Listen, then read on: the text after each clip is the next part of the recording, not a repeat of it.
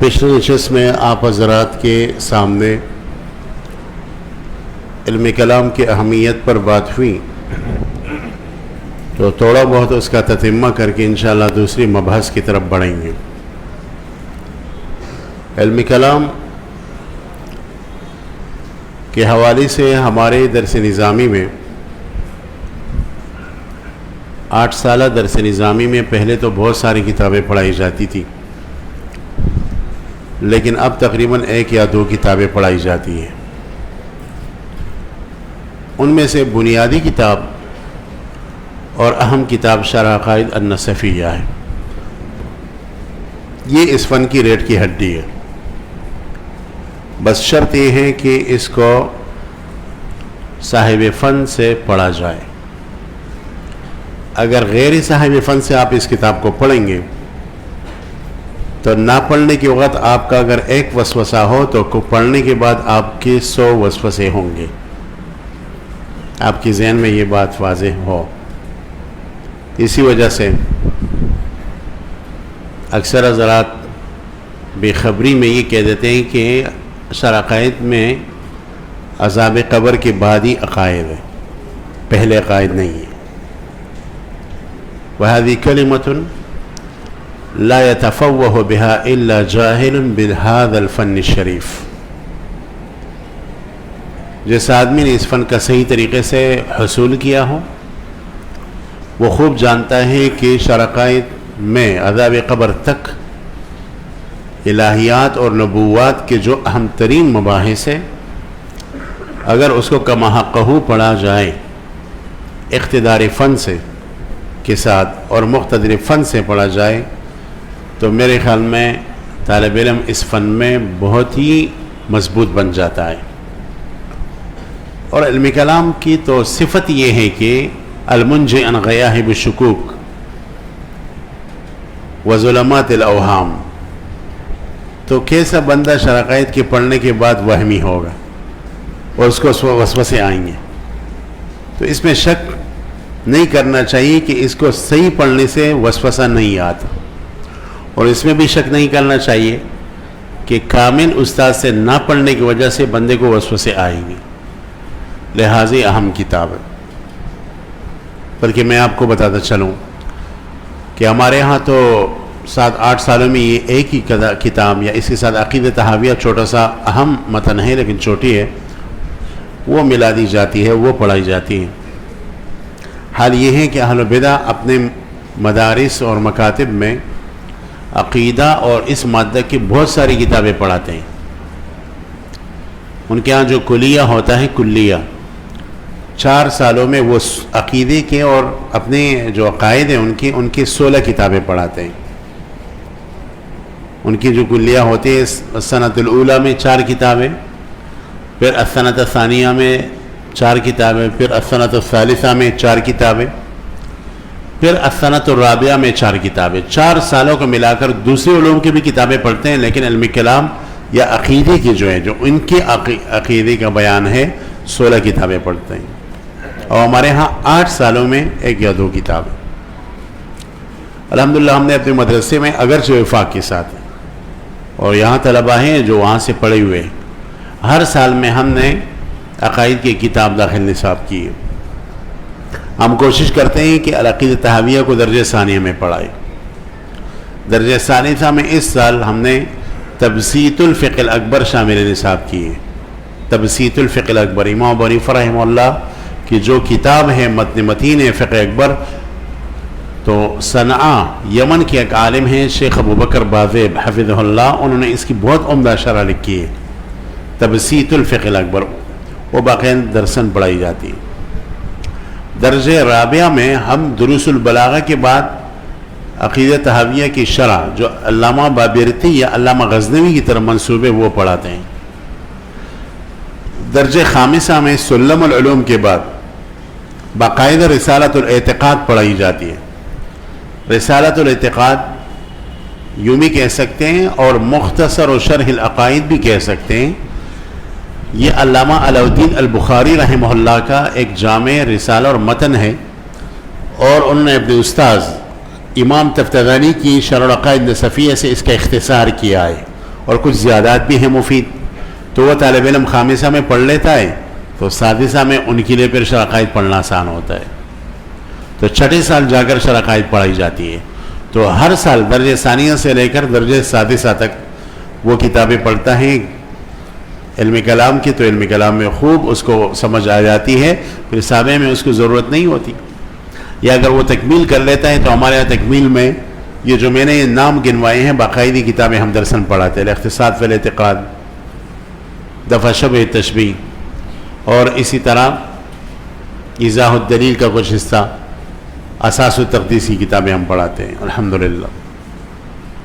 تو واقعہ یہ ہے کہ شرح عقائد ہمارے عقائد کی اہم ترین اور بہترین کتاب ہے، 800 سال سے ہمارے درس نظام میں شامل ہے، اور اس کے ایک ایک سطر کی خدمت کی گئی ہے۔ بہت سارے مدارس والے ساتھی حضرات اس پر یہ ٹپا لگا رہے تھے کہ اس میں فلسفہ ہے، وہ عربی میں کہتے ہیں اذا لم تر الہلال فسلمی لاناس رأوه بالابصار، اذا لم تر الہلال فسلمی لاناس رأوه بالابصار، جب تب خود شرح عقائد کو نہیں پڑھ سکتے اور نہیں سمجھ سکتے تو یہ ٹپا نہ لگاؤ کہ کتاب ٹھیک نہیں ہے، آپ کا ذہن ٹھیک نہیں ہے، آپ کے ذہن میں اعوجاج۔ واقع یہ ہے کہ ہماری درس نظامی جو اکابر نے مقرر کی ہے لاجواب ہے، اس کا جواب ہی نہیں ہے۔ ہاں اس میں مفید زیادات ہو سکتی ہے اور ہمارے علماء دیوبند اور اکابر کرتے رہتے ہیں، وہ ہر زمانے میں کرتے رہتے ہیں۔ باقی یہ کہنا کہ شرح تہذیب کو نکال لو، نور انوار کو نکال لو، شرح جامی کو نکال لو، مختصر المعانی کو نکال دو، تو میرے خیال میں ہوشیار عامی ہی فارغ ہوں گے، عالم تو مشکل ہے کہ مدرسے سے فارغ ہو۔ اس لیے مولوی صاحب جو درس نظامی کی کتاب ہے لاجواب ہے، اس میں بات نہیں کرنی چاہیے، اس میں کوئی دوسرا قول اختیار نہیں کرنا چاہیے۔ ہر زمانے میں لوگ کہتے رہیں گے کہ یہ کتاب نکالو، یہ کتاب نکالو، لیکن اس کا نقصان ہے، فائدہ کچھ بھی نہیں۔ تو ایک اہم چیز یہ ہے کہ علم کلام میں ہمارے ہاں جو کتاب ہے وہ بہترین ہے انشاءاللہ۔ یہ تو ایک مجمل کلام ہوا، کل جو ہماری پہلی نشست ہے وہ علم کلام کے مصادر اور مراجع کے حوالے سے اس کا انشاءاللہ ذکر کرتا چلوں گا۔ اس کے بعد میں یہ کہوں گا اور عرض کروں گا کہ ایک حدیث میں آتا ہے جس کا میں نے یہاں پورا تذکرہ بھی کیا ہے، اس کی شرح بھی لکھی ہے، کہ رسول اللہ صلی اللہ علیہ وسلم فرماتے ہیں کہ میری امت میں 73 فرقے بنیں گے، جس میں سے 72 فرقے گمراہ ہوں گے اور جہنمی ہوں گے، اور ایک فرقہ نجاتیہ ہوگا۔ صحابہ نے پوچھا کہ اس ایک فرقے کی علامت کیا ہے جو نجات پانے والے ہیں؟ تو رسول اللہ صلی اللہ علیہ وسلم نے فرمایا ما انا علیہ و اصحابی، جس موقع پر میں اور میرے صحابہ قائم ہوں۔ ہمارا جو نام ہے اہل سنت والجماعہ اسی حدیث سے ماخوذ ہے، ہم الحمدللہ اہل سنت والجماعت ہیں، ہمارا نام اسی حدیث سے ماخوذ ہے۔ ما انا علیہ یہ اہل سنہ ہو گیا، و اصحابی یعنی والجماعہ ہو گیا، جماعت سے مراد جماعت صحابہ ہے، تو ہمارا نام اسی حدیث سے ماخوذ۔ اس حدیث پر بہت سارے علماء نے کلام کیا ہے۔ اس حدیث کے اوپر بہترین کلام حضرت علامہ یوسف بنوری رحمۃ اللہ علیہ نے اپنی کتاب بصائر و عبر، جو ان کی اداریوں کا مجموعہ ہے اور 2 جلدوں میں چھپا ہے، اس پر مختصر اور جامع کلام ہے، آپ اس کو دیکھ سکتے ہیں۔ دوسرا امام شاطبی رحمہ اللہ کی کتاب الاعتصام ہے، اس کے اندر اس حدیث پر اتنا جامع کلام ہے کہ تقریباً 200 صفحات تک پہنچا ہوا ہے، اور اگر اس کو الگ تحقیق کیا جائے تو مستقل رسالہ بن سکتا ہے، کتاب الاعتصام للامام الشاطبی۔ تیسرا کتاب ہے التبصیر فی الدین وتمیز الفرقة الناجیة عن الفرق الہالکین، امام ابو المظفر الاسفرائینی الاشعری رحمہ اللہ، ان کی کتاب ہے۔ تو ان کے اوپر جو تحقیق کیا ہے، جو مقدمہ ہے علامہ زاہد بن حسن الکوثری رحمہ اللہ کی تحقیق سے، انہوں نے اس مقدمے میں اس حدیث پر مختصر اور جامع کلام فرمایا ہے۔ ایک عالم ہے، اب بھی بقید حیات ہے، مالکی ہے، اشعری ہے، بہت اچھے عالم ہیں، اور ان کا نام ہے شیخ عبد الباعث الکتانی المغربی حفظہ اللہ۔ ان کی اس حدیث کے اوپر مستقل شرح ہے، ابراء الذمہ فی تحقیق حدیث افتراق الامہ، ابراء الذمہ فی تحقیق حدیث افتراق الامہ، وہ بھی اس قابل ہے کہ اس کو مطالعہ کیا جائے۔ اس حدیث کے حوالے سے 2-3 مختصر مباحث ہے، اس کو ذکر کر کے انشاءاللہ آگے بڑھیں گے۔ پہلی مبحث تو یہ ہے کہ یہ حدیث کون سے فرق کے بارے میں ہے اور کون سی امت کے بارے میں ہے، امت دعوت کے متعلق ہے یا امت اجابت کے متعلق ہے؟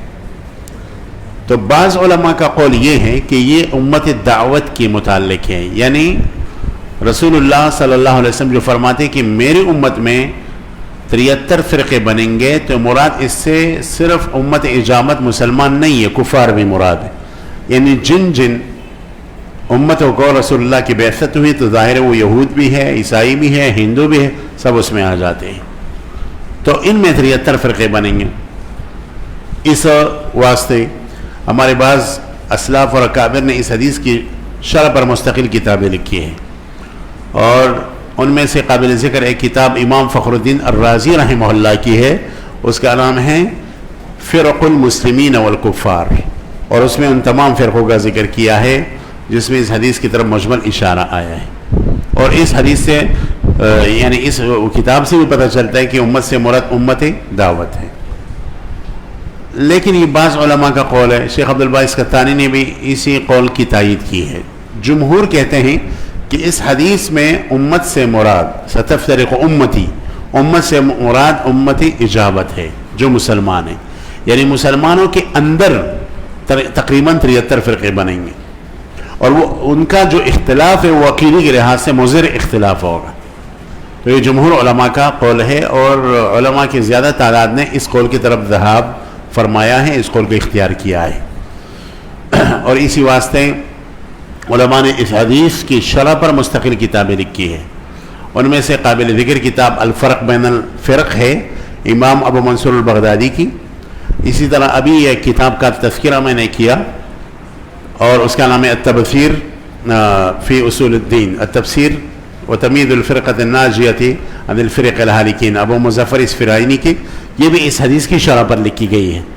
اور اس کے علاوہ امام ابن جوزی رحمہ اللہ اور دوسرے کئی اکابر نے اس حدیث کی شرح پر کتابیں لکھی ہیں، اور وہ فرقے شمار کیے ہیں جو اپنی نسبت اسلام کی طرف کرتے ہیں، جیسے معتزلہ، جیسے کہ روافض، جیسے کہ خوارج، جیسے کہ مجسمہ، جیسے کہ کررامیہ، جیسے کہ قدریہ، جبریہ، اور اسی طرح مرجئہ۔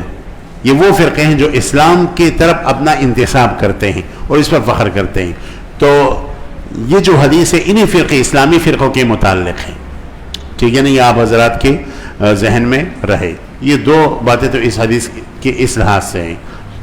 دوسری بات یہ ہے کہ اس حدیث کے اندر جو فرقوں کا ذکر ہے کہ میری امت میں 73 فرقے بنیں گے، تو یہ تحدیداً ہے یا تکفیراً ہے؟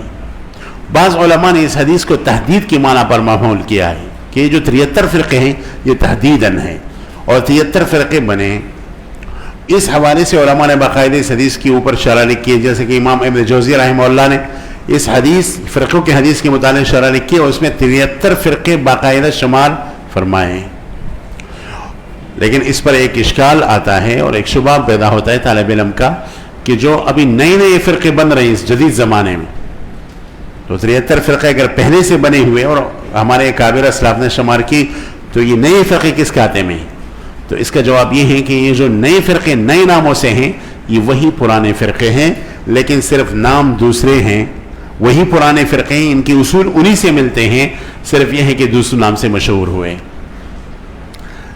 اب مثال کے طور پر میں جدت پسندوں میں جاوید احمد غامدی صاحب ہے، ان کا جو فرقہ ہے انہوں نے جو اصول متعارف کیے ہیں باقاعدہ یہ معتزلہ کی اصول ہے باقاعدہ، اور انہوں نے جو چیزیں اٹھائی ہیں یہ معتزلہ سے لی ہے، ابو مسلم سے، اور اسی طرح دوسرا جو عبد الجبار المعتزلی ہے، ابو القاسم الکعبی ہے، ان کی کتابوں سے باقاعدہ غامدی صاحب نے اپنے اصول لیے ہیں اور متعارف کرنے کی ناکام کوشش کی ہے۔ تو وہی پرانے فرقے ہیں، صرف نام جدید ہے، ٹھیک ہے۔ اس وقت جو مجسمہ ہے یہ پہلے زمانے کے مجسمہ ہے، آج سے 800 سال 900 سال پہلے جو کتابیں لکھی گئی ہیں اور جن اعتراضات کے جوابات ہمارے اکابر نے اپنے علم کلام کی کتابوں میں دی ہیں، وہی چیزیں اعتراضات آج کل وہ ہمارے اوپر کرتے ہیں، آپ کو زیادہ تقدو کی ضرورت نہیں، صرف اپنے اکابر کی کتابوں کا مطالعہ کریں، وہاں سے جوابات اٹھا لیجئے اور ان کے جوابات کو تحریک کر لیجئے. آپ حیران ہوں گے. یہ بات میرے ذہن میں تھی. پھر دارالعلوم دیوبند کے شیخ الحدیث حضرت مفتی سید احمد پالمپوری رحمۃ اللہ علیہ، جو پچھلے سال اللہ کو پیارے ہو گئے، اللہ غریق رحمت فرمائے، انہوں نے یہ بات ان تحفۃ القاری میں ذکر کی ہیں، جو بخاری کی شرح ہیں، کہ باطل فرقے ختم نہیں ہوتے. اہل حق کا تو وظیفہ یہ کہ ان کا سر کاٹیں، ان کا بالسیف بالسنان بالقلم جہاد کریں، لیکن جب باطل فرقہ وقتی طور پر دب جاتا ہے تو یہ بعد میں سر اٹھاتا ہے. یہ بعد میں سر اٹھاتا ہے. تو جو پہلے فرقے تھے وہ اب بھی موجود ہیں، لیکن دوسرے ناموں سے. اب دیکھ لیجئے سر سید احمد خان ہیں، وہ جدت پسند ہیں. انہوں نے باقاعدہ تفسیریں لکھی ہیں، باقاعدہ فرشتوں کا انکار کیا ہے، دوزخ کا انکار کیا ہے، جنت کا انکار کیا ہے. یہ سب چیزیں اور یہ باتیں پرانوں فرقوں کے اندر موجود تھیں، وہاں سے ان لوگوں نے لیے ہیں، جدت پسندوں نے متعارف کیا ہے. پرویز احمد خان منکر حدیث جو تھا، یہ نظریہ باقاعدہ پرانے زمانے کے معتزلوں میں موجود تھا. ابو القاسم الکعبی نے اس موضوع پر کتابیں لکھی ہے، اور عبد الجبار المعتزلی نے اصول خمسہ لکھی ہے. عبد الجبار المعتزلہ کی اس موضوع پر تقریباً 15 جلدوں کے اندر کتاب ہے اصول معتزلہ پر، اور احادیث کے انکار کے مختلف اصول وضع کی ہیں جو ناکام ہیں. تو ان اصول کو لے کر آج کل منکرین حدیث نے لیا ہے. تو یہ اب حضرات کے ذہن میں رہے کہ جو فرقے اس وقت موجود ہے نئے ناموں سے، یہ وہی فرقے ہیں، یا تو اسی ناموں سے ہیں یا دوسرے نئے ناموں سے متعارف ہے، لیکن اصول وہی ہے جو پرانے فرقوں کے تھے. تو آپ کے ذہن میں رہے کہ یہ حدیث میں 73 لفظ تحدیداً ہیں اور جدید فرقے ان میں شامل ہیں. بعض علماء کا قول یہ ہے، اور زیادہ تحقیق قول بھی یہی ہے، علامہ کوثری رحمہ اللہ نے بھی اس قول کو ترجیح دیا ہے کہ 73 حدیث والی جو فرقوں والی جو حدیث ہے، اس سے مراد تکفیر ہے، تحدید نہیں ہے. یعنی اس حدیث کا مطلب ہے کہ میری امت میں بہت سارے فرقے بنیں گے عقیدی کے لحاظ سے، جو بہت خطرناک ہے. تو یہ جو حدیث کے اندر 73 کا لفظ آیا ہے، یہ تکفیر کے لیے. عرب لفظ 70 یا لفظ 60 تکفیر کے لیے استعمال کرتے ہیں. جیسے ہم کہتے ہیں 1000 مرتبہ تو یہ کام کرو. اب 1000 مرتبہ سے تحدید مراد نہیں ہوتا، تکفیر مراد ہوتا ہے. یہی مطلب ہے. تو آپ حضرات کے ذہن میں یہ بات رہے کہ اس سے مراد محققین علماء کی نزدیک تکفیر ہے. اچھا، یہ جو اختلاف عقیدی کے لحاظ سے یہ مضر ہے، لیکن الحمدللہ اسلام جو ہے، یہ اختلاف جو فرقوں کا اختلاف ہے، اسلام کی جمہور پر حاوی نہیں ہوا ہے. یہ ہمیشہ مغلوب رہا ہے. بے شک فرقے بنے ہیں، اس میں دوسرا کلام نہیں ہے، لیکن وہ مغلوب ہے بنسبت دوسرے ادیان کے. عیسائیت کے اندر، یہودیت کے اندر، اس میں جو تخریب کاروں نے تخریبی کی ہیں، ان کے مذہب کو بگاڑا ہے، ان کے دین کو بگاڑا ہے، ان کے اندر اس طریقے سے اختلافات پیدا کی کہ ان کے اوپر یہ فرقے حاوی ہو گئے. سینٹ پال جو ہے وہ عیسائیوں کے اندر آ گیا اور عیسائیوں کی اصول کو بدل ڈالا. اور یہ ایک یہودی تھا اور عیسائیت کا لبادہ اڑ کر عیسائیوں میں داخل ہوا. ان کی اصول کو اس طریقے سے بگاڑا کہ عیسائیت ہی نہیں رہا. تو اسلام میں عبداللہ بن سبا ان جیسے لوگوں نے کوشش کی، لیکن وہ ناکام رہے. ایک چھوٹا سا فرقہ بنایا جو لا یذکر ہے لا یعتد بہ، لیکن وہ ناکام رہا. تو آپ کے ذہن میں رہیں کہ یہ اختلاف جو ہے زحمت کا اختلاف ہے، لیکن الحمدللہ اسلام میں ہمیشہ مغلوب رہا، غالب اہل سنت والجماعت رہے.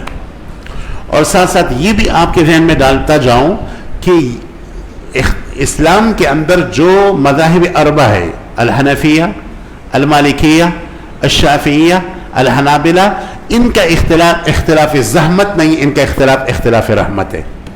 کیونکہ عقیدے میں یہ ایک ہاتھ کی طرح ہے. امام تاج الدین سبکی رحمہ اللہ نے اپنی کتاب مبید النعم و مبید النقم، معید النعم و مبید النقم کے اندر لکھا ہے، اور سبکی عقیدے کے امام ہیں، کہ مذاہب اربع کید واحدۃ فی العقیدہ، اور سریمو اختلاف مذاہب اربع کے اندر عقیدے کے لحاظ سے نہیں. ٹھیک ہے. فروع کا جو اختلاف ہے وہ اختلاف رحمت ہے، اور وہ اختلاف بھی بہت کم ہے. تحقیق یہ ہے کہ تقریباً 80% مسائل میں مذاہب اربع کی فروعی مسائل میں اتفاق ہے. صرف 20% مسائل میں اختلاف ہے. وہ بھی اختلاف اس حیثیت سے کہ ایک مذہب میں ایسر قول پر فتویٰ دیا گیا تو اسی مسئلے میں دوسری مذہب کے اندر احوط قول پر فتویٰ دیا گیا ہے. اور کراہت اور عدم کراہت کا اختلاف ایک دو یعنی ہاتھ کی انگلیوں کے برابر جتنے مسائل میں حرام اور عدم حرمت کا اختلاف ہے، باقی اختلاف راجح مرجوح کا یا احوط اور ایسر کا ہے تو یہ اختلاف رحمت ہے. ثلثین میں بعبارت دیگر کہیے، ثلثین میں یا ثلثین سے اکثر مسائل میں مذاہب اربعہ متفق ہیں فروعی مسائل میں، اور ثلثین سے ثلث واحد سے تھوڑے مسائل میں مذاہب اربعہ کا اختلاف ہے، وہ اختلاف بھی رحمت کا ہے. ابھی کچھ سال پہلے اردن کے ایک ادارے کا ایک سروے انہوں نے کیا تھا کہ پوری دنیا میں مسلمانوں کی کیفیت کیا ہے، تو اس ادارے کی جدید تحقیق کے موافق پوری دنیا میں 100% مسلمانوں میں سے 90% مسلمان سنی ہیں، اہل سنہ والجماعہ ہیں، اور یہ 10% مسلمان یا خوارج ہیں. ابھی اس وقت آپ کے ذہن میں ڈالتا چلوں کہ عمان مسقط کی جو پوری سلطنت ہے یہ عباضیہ کے قبضے میں، ان کا سرکاری مذہب عباضیہ کا، عباضیہ خوارج کا وہ قسم ہے، اور یہ اہل سنہ کو بہت نزدیک ہے. لیکن اصولی مسائل میں خوارج معتزلہ کے ساتھ بالکل ہم نوا ہے. مثلا رؤیت باری تعالیٰ کا انکار کرنا آخرت میں، اسی طرح خلق قرآن کا جو اہم مسئلہ ہے اس میں وہ معتزلہ کے ہم نوا ہے. تو اس وقت بھی باقاعدہ مسقط کا جو سرکاری مذہب ہے عباضیہ خوارج کا مذہب ہے. ٹھیک ہے، تو یہ 10% کے اندر خوارج ہیں، روافظ ہیں، اور اسی طرح مجسمہ ہے، اور اس طرح دوسرے کئی چھوٹے چھوٹے فرقے ہیں. باقی 90% مسلمان جو ہے سنی ہے. اچھا، خوبصورت اور عجیب بات یہ ہے کہ اس کے بعد انہوں نے یہ سروے کیا ہے کہ پوری دنیا میں 48% سنی مسلمانوں میں سے 48% مسلمان امام ابو حنیفہ رحمہ اللہ کی تقلید کرتے ہیں، اور دوسرے نمبر پر 28% مسلمان امام شافعی رحمہ اللہ کی مذہب کے مقلد ہیں، کتاب و سنت پر ان کی تشریحات کی روشنی میں عمل کرتے ہیں. اور تیسرے نمبر پر 15% مسلمان امام مالک رحمہ اللہ کے مذہب پر عمل کرتے ہیں. اور چوتھے نمبر پر 2.5% مسلمان الامام المبجل ناصر السنہ امام اہل سنہ احمد بن حنبل رحمہ اللہ کے مذہب پر عمل کرتے ہیں، کتاب و سنت پر ان کی تشریحات کے حوالے سے عمل کرتے ہیں. تو اصل میں جو افتراق امت کی حدیث ہے یہ اصولی اختلافات کے حوالے سے ہیں، فروعی اختلافات کے حوالے سے بالکل نہیں ہے. ایک بہت مشہور اسکالر ہے جو اپنی جگہ وہ خدمت کرتا ہے، وید کا مطالعہ رکھتا ہے، اور اسی طرح اناجیل اربعہ کا مطالعہ رکھتا ہے، اور اسی طرح تالمود وغیرہ کا یہودی کی کتابوں کا مطالعہ رکھتا ہے، لیکن وہ لامذہبی ہے. ان سے کسی نے پوچھا کہ یہ جو عیسائیوں میں یعقوب یا نستور یا پروٹیسٹنٹ اصولی فرقے ہیں، کہ اسلام میں اس طرح فرقے ہیں؟ تو اس اللہ کے بندے نے بے خبری کی وجہ سے اور اپنے لا علمی کی وجہ سے کہا کہ ہاں ہم بھی اس فرقوں کے شکار ہیں، ہمارے ہاں بھی شافعیہ، مالکیہ، حنفیہ اور حنابلہ ہے. کتنے افسوس کی بات. یہ ایک واضح دلیل ہے اس بیچارے کی لا علمی کی. حالانکہ یہ اختلاف تو رحمت ہے. آپ کو اگر جواب دینا ہی ہے تو آپ کہیں ہاں اسلام میں بھی ہے اس طرح فرقے، جیسے کہ روافظ ہیں، معتزلہ ہے، کرامیہ ہے، لیکن یہ مغلوب ہے، اسلام اس پر غالب ہے. میری بات کی تحقیق کے لیے اگر آپ جاننا چاہیں تو ہمارے اکابر میں حضرت مولانا منظور نعمانی رحمۃ اللہ علیہ کی کتاب ہے ایرانی انقلاب، آپ اس کو غور سے پڑھیں، بہت ہی اچھی کتاب ہے، اس سے آپ کو کافی چیزیں مل جائیں گی.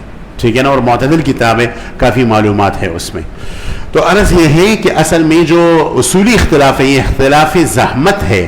جو فروعی اختلاف مذاہب کے اندر، مذاہب اربعہ کے اندر، یہ اختلاف رحمت ہے.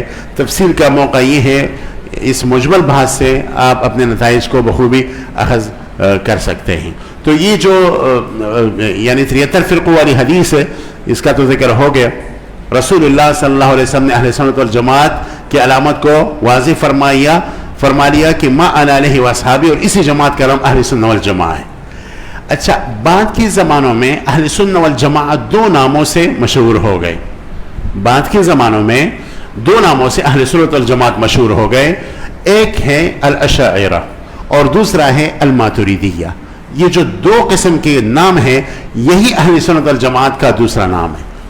اور وہی بدن ہے، صرف کپڑے ایک ہی بدن کو تبدیل کی جاتے ہیں. صبح بندہ ایک جوڑے کو پہنتا ہے، شام کو دوسرا، رات کو دوسرا، ایک ہی بدن ہے.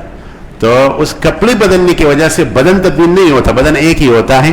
تو اسی اہل سنت والجماعت سے بس اوقات تعبیر اشاعرہ سے کیا جاتا ہے، بس اوقات تعبیر ماتریدیہ سے کیا جاتا ہے، بس اوقات تعبیر صوفیہ صافیہ سے بھی کیا جاتا ہے. یہ صوفیہ صافیہ جو اہل حق ہے وہ بھی اشاعرہ ماتریدیہ کے اندر داخل ہے.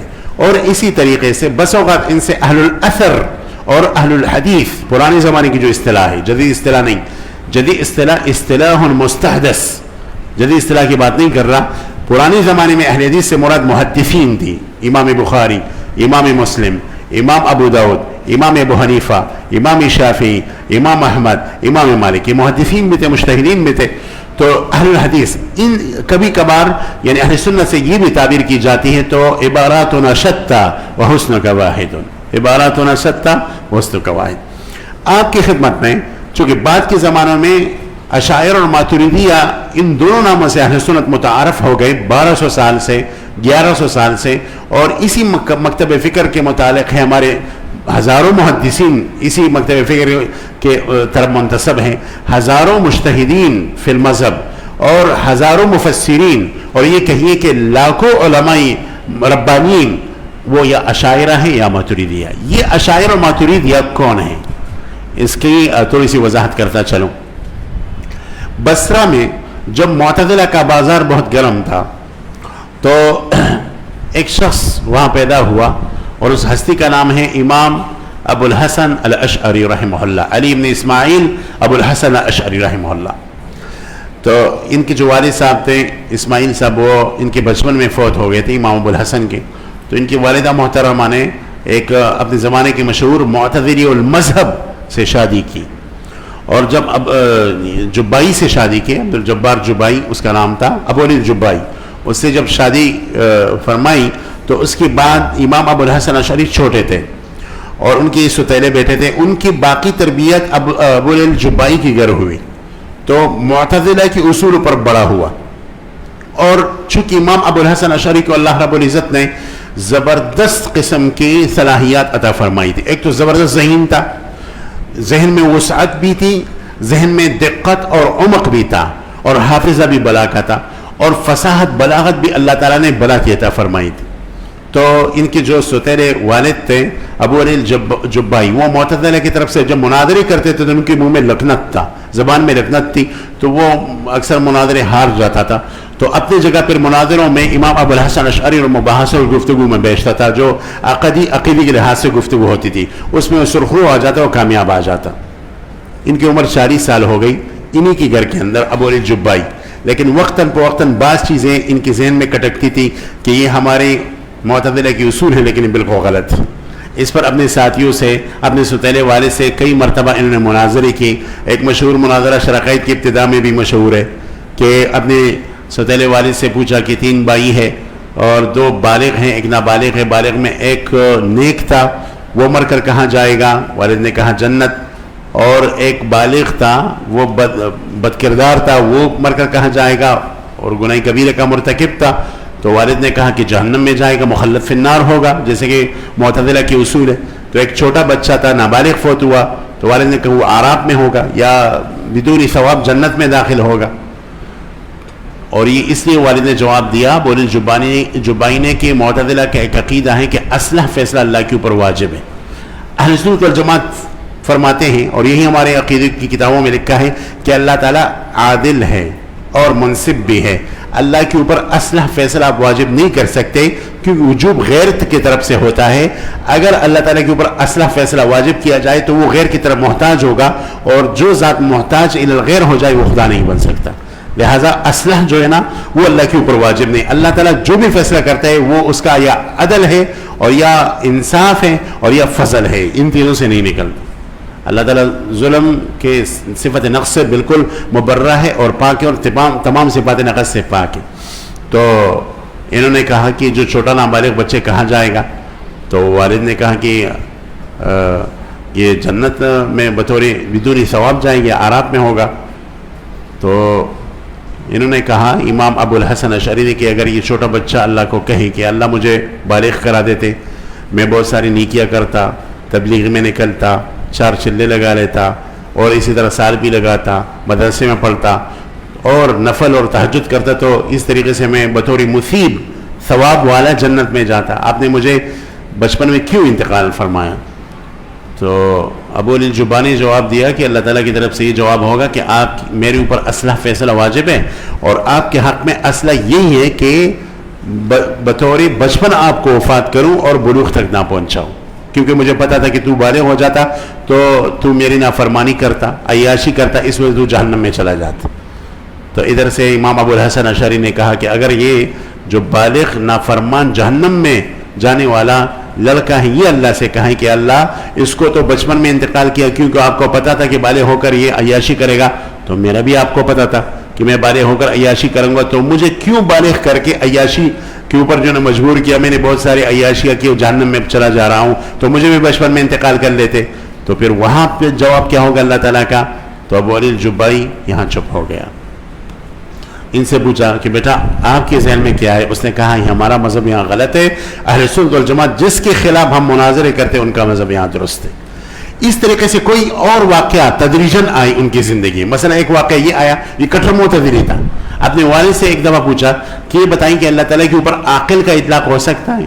اس نے کہا کہ نہیں، عاقل کا اطلاق نہیں ہو سکتا، کیونکہ عاقل تو عقل الدابہ سے نکلا ہے۔ عقل الدابہ جانور کے اس رسی کو کہا جاتا ہے کہ جس رسی کے ذریعے سے جانور کو باندھا جائے کہ کھیتوں میں نقصان نہ کرے، اس قید کو کہا جاتا ہے، رسی کو کہا جاتا ہے۔ اسے اگر عاقل کا اطلاق اللہ تعالیٰ کے اوپر کیا جائے تو یہ غلط ہوگا، اللہ کے لیے بھی ایک قید ثابت ہوگا، اور اللہ تعالیٰ تو ذات مطلقہ ہے، وہ مقید نہیں ہے کسی قید کے ساتھ۔ تو جب یہ جواب ابو علی الجبائی نے دیا، ادھر سے اس نے کہا کہ اللہ کے اوپر حکیم کا اطلاق ہو سکتا ہے؟ اس نے کہا ہاں، حکیم کا اطلاق قرآن نے کیا ہے، ہو سکتا ہے۔ تو امام ابو الحسن اشعری نے فرمایا کہ حکیم بھی تو حکمت الدابہ سے نکلا ہے، اور حکمت الدابہ لغت میں اس رسی کو کہا جاتا ہے جس رسی سے جانور کو باندھا جاتا ہے، وہ بھی تو ایک بندش ہوتا ہے، وہ بھی تو ایک قید ہوتا ہے۔ تو اس قاعدے کے لحاظ سے جو آپ نے بیان کیا، اللہ کے اوپر حکیم کا اطلاق بھی ناجائز ہے۔ تو ادھر سے ابو علی الجبائی چپ ہو گیا، تو کہا کہ بیٹے آپ کا کیا جواب ہے؟ اس نے کہا ہمارا مذہب اس میں غلط ہے، اور اہل سنت والجماعت کا مذہب صحیح ہے۔ مذاہب اربعہ جو ہیں، امام ابو حنیفہ رحمہ اللہ، دوسرے جو ان کا مذہب صحیح ہے، اور وہ یہ ہے کہ اللہ تعالیٰ کے اسماء و صفات توقیفی ہے، جو شریعت میں اطلاق آیا ہے تو اس کو اطلاق کرو، شریعت میں نہیں آیا نہیں کرو۔ عاقل کا اطلاق کتاب و سنت میں نہیں آیا، اس کو نہیں کرنا چاہیے۔ حکیم کا اطلاق نصوص میں آیا ہے، اس کا اطلاق کرو، معنی لغوی کی طرف نہ جاؤ۔ اس طرح کے جزوی واقعات امام ابو الحسن اشعری کی تحویل کا سبب بنے۔ جب وہ 40 سال کے مکمل ہوئے، اور 40 سال میں آپ کو معلوم ہے کہ بالکل ذہن پک جاتا ہے اور نزج کو پہنچ جاتا ہے، تو یہ بصرہ میں تھے، اور ہزاروں تلامذہ اور شاگرد تھے، اور اپنے زمانے کے مشہور، یعنی وہ زمانہ ایسا نہیں تھا جو آج کل کے لاڈ مکالے کی تعلیم نے ہمارے مدارس کو خالی کر دیا۔ اس زمانے میں ایک ایک عالم، محقق عالم کے سامنے ہزاروں طلبہ بیٹھتے تھے، ہزاروں طلبہ۔ وہ ایسا زمانہ تھا، اس زمانے میں لاڈ مکالے کے ناکام تعلیم نہیں تھا جس نے مسلمانوں کو تقسیم کر دی، دنیاوی تعلیم، اصلی تعلیم، اخروی، سبھی تعلیم ایک ہوتی تھی، مدارس میں ہی ہوتی تھی۔ سمجھ آ رہی بات؟ یہ بعد میں لاڈ مکالے نے تقسیم جو ہے نا شروع کر دی، اور سر سید کے ذریعے سے ہمارے اندر گھس آئی، اور ایک پھاٹ جو ہے نا پیدا کر دیا مدارس دینیہ مدارس اصلیہ کے درمیان۔ پرانے زمانے میں ہمارے مدارس سے سائنسدان نکلتے تھے، بھائی بیرونی کہاں سے نکلے؟ مدرسے سے نکلے۔ فارابی کہاں سے نکلے؟ مدرسے سے نکلے۔ ابو بکر رازی کہاں سے نکلا ہے؟ مدرسے سے نکلا ہے۔ ابن الحاسم ہیثم جو آنکھوں کی بیماریوں کا سب سے بڑا ڈاکٹر ماہر تھا، جو انگریز ان کے سامنے جانے میں تلمس طے کرتے اب تک ان کی کتابوں کے سامنے، یہ مدرسوں سے نکلا تھا۔ اور اسی طرح جو دوسرے بڑے بڑے امام غزالی مدرسوں سے، رازی مدرسوں سے، یہ سب مدرسوں سے نکلے تھے۔ تو اس زمانے میں تقسیم نہیں ہوتی تھی، ان کے سامنے ہزاروں لوگ بیٹھتے تھے امام اشعری کے سامنے۔ یہ اس اعلان انہوں نے کہی کہ بھئی میں خلوت چاہتا ہوں اور مجھے کوئی ڈسٹرب نہ کرے، میں کچھ دن گھر کے اندر گزارنا چاہتا ہوں۔ امام ابن عساکر نے واقعہ لکھا ہے کہ 15 دن مسلسل یہ اپنے گھر میں بصرے کے اندر بند رہے اور سوچتے رہے کہ ہمارا مذہب صحیح ہے، اہل سنت کا، ہر قاعدے کا اور ہر اصل کا مقارنہ کرتے رہے۔ 15 دن کے بعد جب نکل پڑے تو سب لوگوں کو بصرہ کے جامع مسجد میں جمع فرمایا اور کہا کہ میں ایک اہم ترین اعلان کرنے والا ہوں، لہٰذا سب لوگ جمع ہو جائیں، میرے تلامذہ، شاگرد، معاصرین، دوست، احباب، رشتہ دار سب جمع ہو جائیں۔ جمع ہو گئے۔ انہوں نے کہا کہ 15 دن مسلسل میں نے سوچا کہ ہمارا مذہب درست ہے یا اہل سنت والجماعت کا 15 दिन की मुकारना और बहुत सोच और विचार के बाद मैं इस नतीजे पर पहुंचा हूं कि हमारा मजहब मुअतज़िला का मजहब बिल्कुल गलत है, अहले सुन्नत वल जमात का मजहब बिल्कुल सही है। आज से मैं ऐलान करता हूं कि मैं अहले सुन्नत वल जमात का एक फर्द हूं और अहले बिदअत और मुअतज़िला से बिल्कुल तौबा करता हूं और उनके मजहब से ऐसा खुरूज करता हूं और ऐसा निकलता हूं जैसे अपने कमीज से निकला और अपने बटन खोल दिए मिंबर के ऊपर और कमीज निकाल दिया कि जैसे मैं अपने कमीज से निकल गया ऐसी अहले बिदअत मुअतज़िला के मजहब से निकल गया। लोगों में एक ज़बरदस्त शोर जो है ना शुरू हो गया, गौवा शुरू हो गया, लेकिन उन्होंने किसी की नहीं माना। उसके बाद जब इसने ये गैरत दिखाई तो अल्लाह रब्बुल इज़्ज़त तो गयूर बादशाह हैं, उन्होंने अहले सुन्नत के इमाम की तरीके से इनको क़यामत तक मुतारफ़ किया। इसके बाद वो अहले सुन्नत वल जमात की हर प्लेटफार्म पर अहले बिदअत के साथ गुफ्तगू करते थे। बल्कि इब्न असाकिर ने अपनी मायनास किताब तबयीन कज़िबिल मुफ्तरी फीमा नुसिब इलल इमाम अबुल हसन अल अशअरी, जिसका तज़किरा आगे आएगा इंशाअल्लाह, इस किताब में लिखा है कि अहले बिदअत के घर जा जाकर उनको दरवाज़ा खटखटाते और निकालते, भाई कल आपने मिंबर पर अहले सुन्नत वल जमात के खिलाफ ये बात कही थी, आपके पास कोई दलील है? अगर आपके पास दलील हो या ना हो तो मेरे साथ गुफ्तगू कीजिए, मस्जिद में आइए। गुफ्तगू करता और वो जो है ना भाग जाता, वो गुफ्तगू हार कर और मुनादरा हार कर। लेकिन वो मुनादरे इस तरह होते थे कि मुअद्दब होते थे, उसमें फरीक़ैन का ये एक नियत होता था कि जो सही फैसला है, हक़ है, वो वाज़ेह हो जाए। इस तरीके से अहले सुन्नत का बोलबाला हो गया। और हकीकत जानिए तो यूँ कहिए कि वो ज़माना था कि हर तरफ मुअतज़िला का जोर था, हर तरफ उनका ख़तरा था, उनकी हुकूमत के अंदर लोग थे, हुकूमत भी उनके हाथ में था, लेकिन इस एक चीज़ की भी उन्होंने परवाह नहीं फरमाई, इमाम अबुल हसन अशअरी, और हक़ का बोलबाला किया। तो बाद के लोग फ़ख्रन जब अहले सुन्नत वल जमात की तरफ अपनी निस्बत करते हैं तो अपने आप को अशअरी या अशायरा कहते हैं। इसी तरह इन्हीं के ज़माने में इनकी पैदाइश 260 हिजरी में हुई और वफ़ात 300 असह कौल के मुवाफ़िक़ 324 हिजरी में हुई। बाद में इन्होंने किताबें लिखी, तकरीबन 200 से ज़्यादा इनकी तसानीफ़ है। और तफसीर मुख्तज़न जो एक ही तफसीर है 450 जिल्द, उसका तज़किरा मैं कर चुका हूँ। इस तरह कई किताबें इन्होंने अहले बिदअत के रद में और उस इस्लाम के उसूल की वज़ा के लिहाज से लिखी। आपके जहन में ये बात भी जिक्र करता चलूँ कि इनकी ज़िंदगी की यही दो दौर है, 40 साल तक, 300 हिजरी तक ये मुअतज़िली थे, 300 के बाद ये अहले सुन्नत में दाखिल हो गए, 324 में फौत हो गए। ये दो मरहले थे इनकी ज़िंदगी के। आजकल बाज़ लामज़हबी कहते हैं कि इनकी ज़िंदगी के 3 मराहिल थे। पहले मरहले में मुअतज़िली, उसके बाद फिर ये इब्न कुल्लाब जो हमारे इमाम हैं अब्दुल्ला इब्न कुल्लाब रहमहुल्लाह, उनके मज़हब पर थे, और उसके बाद लामज़हबी बन गए, मुजस्सिमा के मज़हब की तरफ चले गए। ये 3 मराहिल इनकी ज़िंदगी का जिक्र करना बिल्कुल झूठ है, इफ्तरा है। किसी भी कदीम किताब से इसकी मजबूत सबूत नहीं है। सही बात यह है कि इनकी ज़िंदगी की यही 2 मराहिल है जो मैंने आपके खिदमत में जिक्र किए हैं इजमालन, और तफसीलन जो है ना इन मकाली के अंदर मज़कूर है, आप उसको जो है ना पढ़ सकते हैं। इन्हीं के मुआसिर एक दूसरे इमाम मावरा नहर के इलाके में पैदा हुए और उनका नाम था इमाम अबू मंसूर अल मातुरीदी रहमहुल्लाह। मातुरीद इस वक़्त जमहूरिया उज़्बेकिस्तान के शहर समरकंद का एक छोटा इलाका है, अब भी है। उसी मातुरीद महल्ले में इमाम अबू मंसूर लिसान अहले सुन्नत वल जमा इमाम अइम्मतिल मुस्लिमीन, ये शख्स पैदा हुए, इमाम अबू मंसूर मातुरीदी। ये दो तीन वास्ते से इमाम अबू हनीफा रहमहुल्लाह के शागिर्द थे। इन्होंने वहाँ हक़ का बोलबाला किया और अपने असरी अंदाज में कदीम इल्म कलाम को जो अइम्मे अरबा से आया था, सहाबा से आया था, उसको असली इल्म कलाम के अंदाज में जो है ना मुरतब किया और असली अंदाज में पेश किया। वहाँ इन्होंने अहले सुन्नत वल जमात के लिए इतनी खिदमत की कि बाद के तमाम अहले सुन्नत जब फ़ख्रन अपनी निस्बत करते हैं तो अपने आप को मातुरीदी कहते रहते हैं। तो वहाँ मावरा नहर में इमाम मातुरीदी ने हक़ का बोलबाला किया। यहाँ बसरा में, इराक़ में इमाम अबुल हसन अशअरी ने हक़ का बोलबाला किया। अजीब बात यह है कि दोनों का ज़माना एक है, दोनों की मुलाकात साबित नहीं है और दोनों के दरमियान सरीमो इख्तिलाफ भी नहीं है। दोनों ने अहले सुन्नत वल जमात की कामिल तर्जुमानी की है और मज़ाहिब अरबा इन्हीं 2 इमामों की तरफ मंसूब है। आपके ज़हन में ये इश्काल आ सकता है कि भाई हम तो मोहम्मदी है, अपने आप को अशअरी या मातुरीदी क्यों कहते हैं? तो भाई असल में है हम मोहम्मदी, रसूलुल्लाह सल्लल्लाहु अलैहि वसल्लम के मौक़िफ़ मज़हब पर कायम है, लेकिन इन हज़रात की तरफ निस्बत इसलिए की जाती है कि इनका इस मैदान में खिदमत है और ये निस्बत फ़ख्रन है, इतिक़ादन नहीं है कि हम مطلب یہ ہے کہ ہم اتباع اصول میں فروع میں رسول اللہ کا نہیں کرتے، انہی اماموں کا کرتے، بلکہ اصل میں تو ہم اصول فروع میں انہی کا اتباع کرتے ہیں، رسول اللہ کا، لیکن فخراً اپنی نسبت ان ائمہ کی طرف کرتے ہیں۔ اس کی مثال ایسی ہی ہے کہ کوئی دارالعلوم دیوبند سے آج کل فارغ ہو جائے تو وہ اپنے ساتھ قاسمی لکھتا ہے، تو قاسمی لکھ کر اس کا مطلب تھوڑی ہی ہوتا ہے کہ میرا مذہب محمدی نہیں ہے، میرا مذہب حنفی نہیں، میں قاسمی ہوں، یہ تو نہیں ہوتا نا، فخراً ہی نسبت کی جاتی ہے۔ ہمارے یہاں دارالعلوم حقانیہ سے جو فاضل فارغ ہوتا ہے تو اپنے ساتھ حقانی لکھتا ہے، اس کا مطلب تھوڑی یہ ہے کہ میں تو حقانی ہوں لیکن محمدی نہیں ہوں، نہیں بھائی، میں چھوٹے لحاظ سے فخراً اپنے نسبت دارالعلوم حقانیہ کی طرف کرتا ہوں، اور بڑے لحاظ سے میں محمدی بھی ہوں اور میں حنفی بھی ہوں۔ تو یہ اب ذہن میں رکھیے کہ ہماری نسبت جو اہل سنت والجماعت ہے اشاعرہ اور ماتریدیہ۔ اچھا، اس پر کئی میں نے یہاں حوالے ذکر کیے ہیں کہ اشاعرہ اور ماتریدیہ یہی اہل سنت والجماعت ہے۔ ان حوالوں کو یہاں مقارے میں نے درج کیا ہے، آپ اگر مناسب سمجھے تو پروجیکٹر پر صفحہ نمبر 111 نکال لیجئے، بلکہ صفحہ نمبر 107 نکال لیجئے، 107 نمبر صفحہ ہے، نکال دیا؟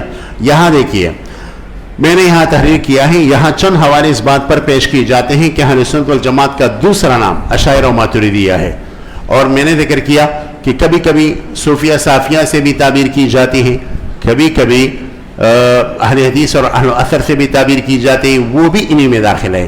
قال الامام تاج الدین السبکی اعلم ان اہل السنة والجماعة كلهم قد اتفقوا على معتقد واحد فيما يجب ويجوز ويستحيل لله تعالى، وإن اختلفوا في الطرق والمبادئ الموصلة لذلك وفي لمية ما هنالك، وبالجملة خلاصہ یہ ہے کہ اہل سنت جو ہے فہم بالاستقراء ثلاث طوائف، یعنی ذنی طریقے سے وہ 3 طوائف ہیں، 14 بھی ہو سکتا ہے۔ الاولی اہل الحدیث، پہلے کو یعنی امام بخاری امام مسلم اہل حدیث کہا جاتا ہے، ومعتمد مبادئهم الادلة السمعية عن الكتاب والسنة والاجماع، ان کا اعتماد انہی ادلہ سمعیہ پر ہے۔ الثانیة اہل النظر العقلی والصناعة الفکریہ وهم الاشعریہ والحنفیہ، وشیخ الاشعریہ ابو الحسن الاشعری، وشیخ الحنفیہ ابو منصور الماتریدی۔ آپ کے ذہن میں یہ بات بھی ڈالتا جاؤں کہ بصرہ، جزیرۃ العرب، مصر، شام، مغرب جو ہے، طنجہ، مراکش، اسپین، اندلس، ان کے جو مذہب والے ہیں، یہاں جو مسلمان رہتے ہیں، وہ فخراً نسبت امام ابو الحسن اشعری کی طرف کرتے ہیں، اور ماوراء النہر، بنگلہ دیش، پاکستان، افغانستان اور اسی طرح کچھ حصہ عرب ممالک کا، یہ فخراً اپنی نسبت امام ابو منصور الماتریدی کی طرف کرتے ہیں۔ تو دونوں اہل سنت ہیں، ماتریدیہ اور اشاعرہ، لیکن احناف اکثر ماتریدیہ ہیں، اور شوافی مالکیہ اور اسی طرح حنابلہ وہ جو ہے نا اہل اثر یا اسی طرح اشاعرہ ہے۔ تو ایک حوالہ ہو گیا۔ الثانیہ اہل النظر العقلی والصناعة الفکریہ وهم الاشعریہ الحنفیہ والشیخ الاشعری ابو الحسن الاشعری والشیخ الحنفی ابو منصور الماتریدی۔ اور اسی طرح دوسرا حوالہ ہے، وقال الامام عزد الدین الایجی فی بیان الفرقة الناجیہ بعد ان عدد فرق الهالکین، واما الفرقة الناجیہ المستثنات الذین قال النبی صلی اللہ علیہ وسلم فیہم هم الذین ما انا علیہ واصحابی فهم الاشاعرہ فهم اچھا، ایک اور بات بھی ذکر کرتا چلوں کہ بس اوقات ہماری کتابوں میں کہا جاتا ہے قالت الاشاعرہ کذا وقالت المعتزلہ کذا، جب اشاعرہ لفظ مطلق آ جاتے ہیں اس میں ماتریدیہ بھی مندرج ہوتے ہیں، یعنی علی طریق الاغلبیت بس اوقات اشاعرہ کی اصطلاح مشہور ہے لیکن اس میں ماتریدیہ بھی اندر مندرج ہے۔ تو یہاں کہا ہے کہ فہم اہل سنہ سے مراد فہم الاشاعرہ والسلف من المحدثین واہل السنہ والجماعہ ومذہبهم خال من بدع ہؤلاء۔ ترجمے کی میرے خیال میں ضرورت نہیں ہے، آپ حضرات فضلاء ہیں، ترجمہ وہاں خود پڑھ سکتے ہیں۔ ایک اور حوالہ ہے، وقال الامام جلال الدین الدوانی رحمہ اللہ، شرح عقائد العزودیہ جو اس نے لکھی ہے اور جو شرح عقائد جلالیہ کے نام سے مشہور ہے، فرماتے ہیں الفرقۃ الناجیہ وهم الاشاعرہ، فرقہ ناجیہ نے 73واں فرقہ اس حدیث میں کون مراد ہے؟ اشاعرہ مراد ہے۔ وهم الاشاعرہ اے تابعون فی الاصول للشیخ ابی الحسن الاشعری، فإن قلت كيف حكم بأن الفرقة الناجية هم الأشاعرة وكل فرقة تزعم أنها ناجية، ہر فرقہ اپنے بارے میں یہ گمان کرتے کہ ہم ناجیہ، تو اشاعرہ کس طرح ناجیہ بن گئے؟ قلت، جواب یہ ہے سیاق الحدیث مشعر اے معلم بأنهم يعني الفرقة الناجية المعتقدون بما روي عن النبي صلى الله عليه وسلم وأصحابه وذلك إنما ينطبق على الأشاعرة فقط.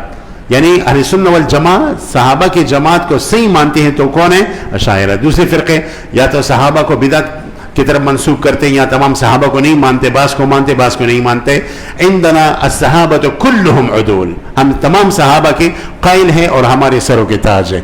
فإنهم، تو دیکھیں یہ کہتے ہیں کہ قلت سیاق الحدیث معلم بأنهم يعني الفرقة الناجية المعتقدون بما روي عن النبي صلى الله عليه وسلم وأصحابه وذلك إنما ينطبق على الأشاعرة فإنهم متمسكون في عقائدهم بالأحاديث الصحيحة المنقولة عنه صلى الله عليه وسلم وعن أصحابه ولا يتجاوزون عن ظواهرها إلا لضرورة ولا يسترسلون مع عقولهم كالمعتزلة. یعنی نہ تفریط ہے اور نہ افراط ہے بلکہ بینہ بینہ ہے، خیر الامور اوسط ہوا. یہ دوسرا. تیسرا حوالہ ہے امام عبدالوہاب شعرانی کا جو بیک وقت علم کلام کے بلا مدافع امام ہیں تو دوسری طرف علم تصوف کے بھی بلا مدافع امام ہیں.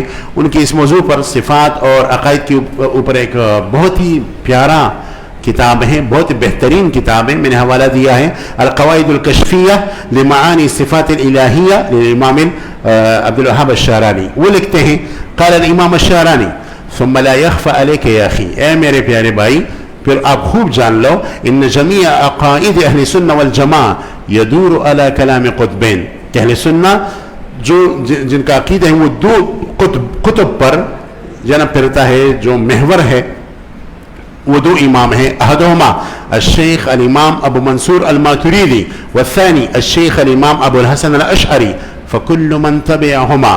بعد میں جتنے بھی لوگ آتے ہیں چاہے وہ ازہر ہو، چاہے وہ دمشق کے مدارس ہو، چاہے وہ جزیرۃ العرب کے مدارس ہو، چاہے وہ دارالعلوم دیوبند ہو، چاہے وہ مظاہر العلوم سہارنپور ہو، چاہے وہ دارالعلوم کراچی ہو، چاہے وہ بنوری ٹاؤن ہو، چاہے وہ ہمارے شیخ کی جامع فاروقیہ ہو، چاہے وہ دارالعلوم حقانیہ ہو، چاہے وہ خیر المدارس ہو، ملک اور دنیا کے چپے چپے میں جو بھی اہل سنہ کا مدرسہ ہے وہ تمام کے تمام یا تو امام ماتریدی کے قائل ہے یا امام ابو الحسن اشعری کے قائل ہے. یہی بات انہوں نے فرمائی ہے.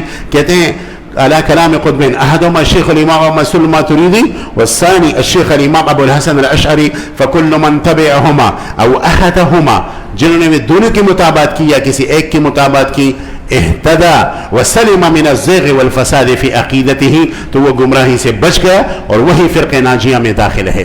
اور ایک آگے چلتے جائیے 6 نمبر حوالہ ہے قال امام ابو اسحاق الشیرازی الاشعری امام الشافعیہ والعقیدہ، کہتے ہیں وابو الحسن الاشعری امام اہل السنہ وعامت اصحاب الشافعی لا مذہبہ ومذہبہ مذہب اہل الحق. نیچے میں نے کتاب کا حوالہ بھی دیا ہے. وسئل الامام ابن حجر الہیثمی، ایک ہیثمی ہے جو نور الدین ہیثمی کے نام سے مشہور ہے، مشہور محدث ہے جنہوں نے حدیث کی کتاب مجموع الزوائد لکھی ہے. مجموع الزوائد و منبع الفوائد، معناز محدث ہے، وہ بھی اشعری ہے، اہل سنہ کی امام ہے. اور یہ ابن حجر ہیثمی شافعی ہے. وسئل الامام ابن حجر الہیثمی عن الامام ابی الحسن الاشعری والباقلانی وابن فورق وامام الحرمین والباجی وغیرہم ممن اخذ بمذہب الاشعری. کسی نے ان سے پوچھا کہ بھئی ابن فورق کیسا آدمی ہے، باقلانی کیسا آدمی ہے، امام الحرمین عبد الملک جوینی کیسے آدمی ہے، امام باجی کیسے آدمی. یہ ہر آدمی جو ہے اپنی ذات میں مستقل اہل سنہ کا سمندر ہے. آپ اس سے اندازہ لگائیے کہ امام باقلانی کے بارے میں آتا ہے ہمارے استاد محترم حضرت مولانا عبد الحسن عباسی رحمۃ اللہ علیہ نے یہ بات متاع وقت میں لکھی ہے. آپ متاع وقت اٹھا کر دیکھیے کہ امام باقلانی نے معتزلہ کے خلاف 70,000 صفحات لکھے ہیں. بہت بڑی بات ہے. 70,000 صفحات اس زمانے کے ہاتھ کے جو صفحات ہوتے ہیں اگر اس کو کمپیوٹر میں منتقل ہو جائے تو یہ 1 لاکھ 1.5 لاکھ کی صفحات سے بڑھ جاتی ہے. صرف معتزلہ کے خلاف 70,000 صفحات انہوں نے جو ہے نا سیاہ کی ہیں، انہوں نے لکھی ہیں. یہ بات استاد محترم رحمہ اللہ تعالی رحمتاً واسعہ انہوں نے بھی بات لکھی ہے. تو امام ابن باقلانی، ابن فورق، امام الحرمین، ان حضرات کے متعلق جو ہے نا کسی نے ابن حجر ہیثمی سے پوچھا کہ کیسے لوگ ہیں، ان کا عقیدہ کیسا ہے. اب جواب سنیے، جواب سننے کی ہے، سنیے اور سردنیے. فرماتے ہیں ہم ائمۃ الدین، یہی تو ہمارے دین کے پیشوا ہے، یہی تو ہمارے دین کے پیشوائے ہم ائمۃ الدین وفحول علماء المسلمین فيجب الاقتداء بهم لقيامهم بنصرة الشريعة وإيزاح المشكلات ورد شبه أهل الزيغ وبيان ما يجب من الاعتقادات والديانات لعلمهم بالله وما يجب له وما يستحيل عليه وما يجوز في حقه والواجب ہر مسلمان پر واجب ہے الاعتراف بفضل اولئک الائمۃ المذکورین فی السؤال وسابقتهم، وہ بھی اور ان سے پہلے جو بھی ائمہ اہل سنت گزرے ہیں ان سب کا اعتراف کرنا چاہیے اور ادب. وانهم من جملة المرادین بقوله صلی اللہ علیہ وسلم يحمل هذا العلم من كل خلف عدوله ينفون عنه تحریف الغالین وانتحال المبطلین وتأویل الجاہلین فلا يعتقد دلالتهم الا احمق جاہل. ان کے بارے میں گمراہی کا قول وہی آدمی کر سکتا ہے جو احمق جاہل ہے اور مبتدع زائغ یا گمراہ اور بدعتی ہے عن الحق. ولا يسبهم الا فاسق، ان کو گالی اگر دے گا تو وہ خود فاسق بنے گا. فينبغي تبصير الجاہل، حکومت وقت پر واجب ہے کہ وہ تفسیر جاہل کرے، جاہل کے آنکھوں کو کھولے. وتأديب الفاسق واستتابة المبتدع، یہ ایک سنہری قول آب ذر کے ساتھ لکھنے کے قابل قول ہے. اس سے پتہ چلا کہ یہی اشاعرہ اور ماتریدیہ اہل سنت والجماعت ہے. اچھا، میں نے یہاں مقالے میں کوشش کی کہ مذاہب اربعہ کے جو ائمہ ہیں، حنابلہ کے، شافعیہ کے، احناف کے اور اس طرح مالکیہ کے علماء سے اس کو جمع کرو کہ اہل سنت والجماعت سے یہی اشاعرہ اور ماتریدیہ مراد ہے. یہ تھے شوافع. اور آگے حوالے ہیں حنابلہ علماء کے. دیکھیں قال الامام العلامۃ السفارینی الحنبلی، یہ عقیدے کے امام ہیں حنابلہ کے، فرماتے ہیں اہل سنہ والجماعہ ثلاث فرق، الاثریہ وامامهم احمد بن حنبل، یہ بھی اشعریہ میں داخل ہے کیونکہ اشاعرہ اور اثریہ کی عقائد میں فرق نہیں ہے. والاشعریہ وامامهم ابو الحسن الاشعری، والماتریدیہ وامامهم ابو منصور الماتریدی. اور آگے حوالہ ہے قال الامام مرتضی الزبیدی الحنفی، وہ فرماتے ہیں اذا اطلق اہل السنہ والجماعہ فالمراد بهم الاشاعرہ والماتریدیہ، کہیں بھی لفظ اہل سنت والجماعت کا اطلاق کیا جائے تو مراد اس سے کون ہوں گے؟ اشاعرہ اور ماتریدیہ ہی مراد ہوں گے.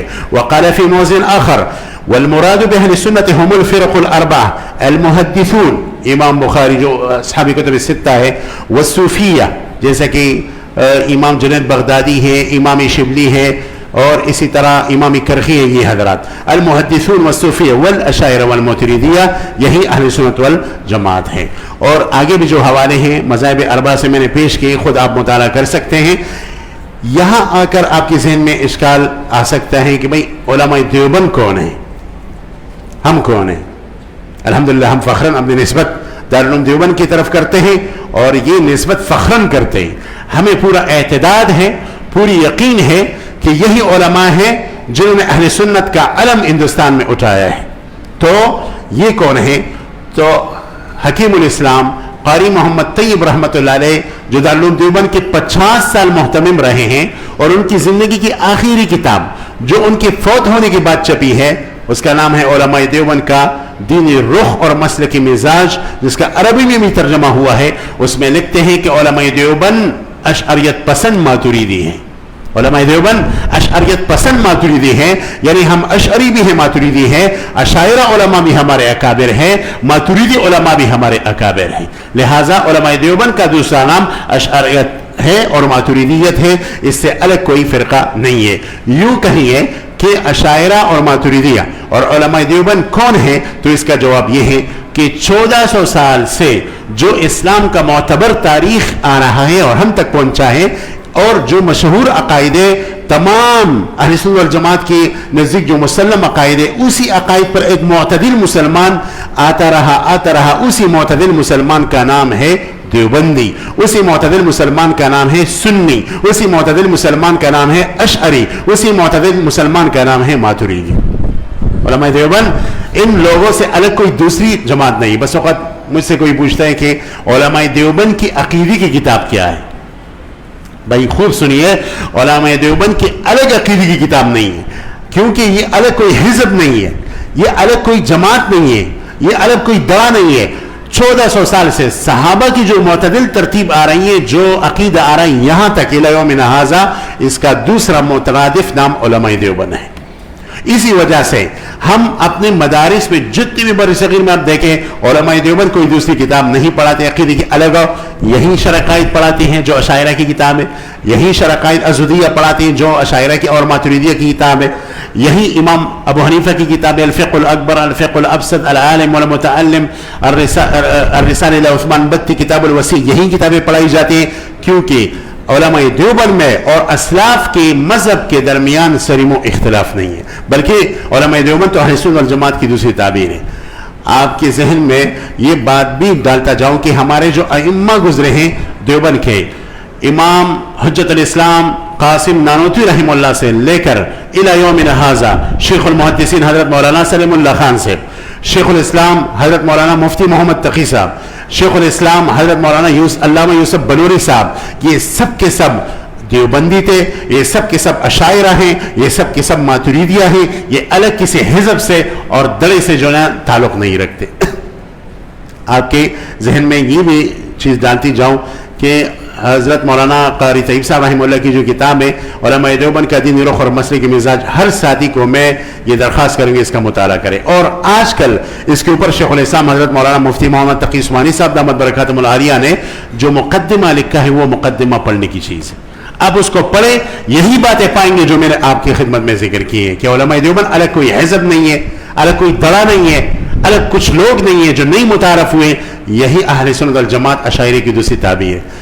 اس لیے آپ کے ذہن میں یہ بات بھی ڈالتا جاؤں کہ علماء دیوبند ہندوستان میں اہل سنت والجماعت کی ایک معتدل تعبیر ہے، لیکن اگر کوئی متعصب آدمی یہ سوچے کہ اہل سنت والجماعت محصور ہے دیوبند میں اور دیوبند کے علاوہ بلاد عرب میں، مصر میں، شام میں، مغرب میں جو مدارس ہیں تو انہوں نے تو دیوبند دیکھا بھی نہیں، تو کیا وہ اہل سنت نہیں ہے؟ تو اگر وہ یہ کہے کہ نہیں وہ اہل سنت نہیں ہے کیونکہ دیوبند میں انہیں نہیں پڑھا، دیوبند کو نہیں جانتا، تو یہ ان کی سخت سنگین غلطی ہے۔ یاد رکھیے کلی کی حیثیت سے اشاعرہ ماتریدیہ ہے، پھر اس کی جزیات ہے، ایک جزیہ ہے اہل سنت والجماعت اشاعرہ ماتریدیہ کا جامعۃ الازہر الشریف، دوسرا جزیہ ہے جامعۃ القروین جو اسپین میں ہے، اندلس میں، تیسرا جزیہ ہے جامعہ زیتونہ، چوتھا جزیہ ہے دارالعلوم دیوبند، پانچواں جزیہ ہے سہارنپور، چھٹا جزیہ ہے دارالعلوم کراچی، ساتواں جزیہ ہے جامعہ فاروقیہ، آٹھواں جزیہ ہے بنوری ٹاؤن، اور نواں جزیہ ہے اسی طرح دارالعلوم حقانیہ خیر المدارس۔ جہاں جامعہ اشرفیہ لاہور کا جہاں بھی اہل سنت والجماعت کے ادارے ہیں یہ سب جزیات ہیں اشاعرہ ماتریدیہ کے، لہٰذا اگر کوئی ازہر میں پڑھے وہ بھی اہل سنت ہے، اس کو اہل سنت سے آپ نہ ہی نکال سکتے، اور آپ ان کو نہیں کہہ سکتے کہ بھئی آپ نے دیوبند نہیں دیکھا، دیوبند میں نہیں پڑھا اس لیے اب دیوبندی نہیں ہے، نہیں بھئی دیوبند کا جو عقیدہ ہے اور ازہر کا عقیدہ ہے کتابوں کے اندر وہ ایک ہی ہے۔ بھئی سہارنپور کا جو عقیدہ ہے اور جامع دمشق والوں کا جو عقیدہ ہے، شعبانیہ کا جو عقیدہ ہے، قروین کا جو عقیدہ ہے، زیتونہ کا جو عقیدہ ہے، وہ سب عقیدے میں ایک ہے، صرف تعبیرات مختلف ہے۔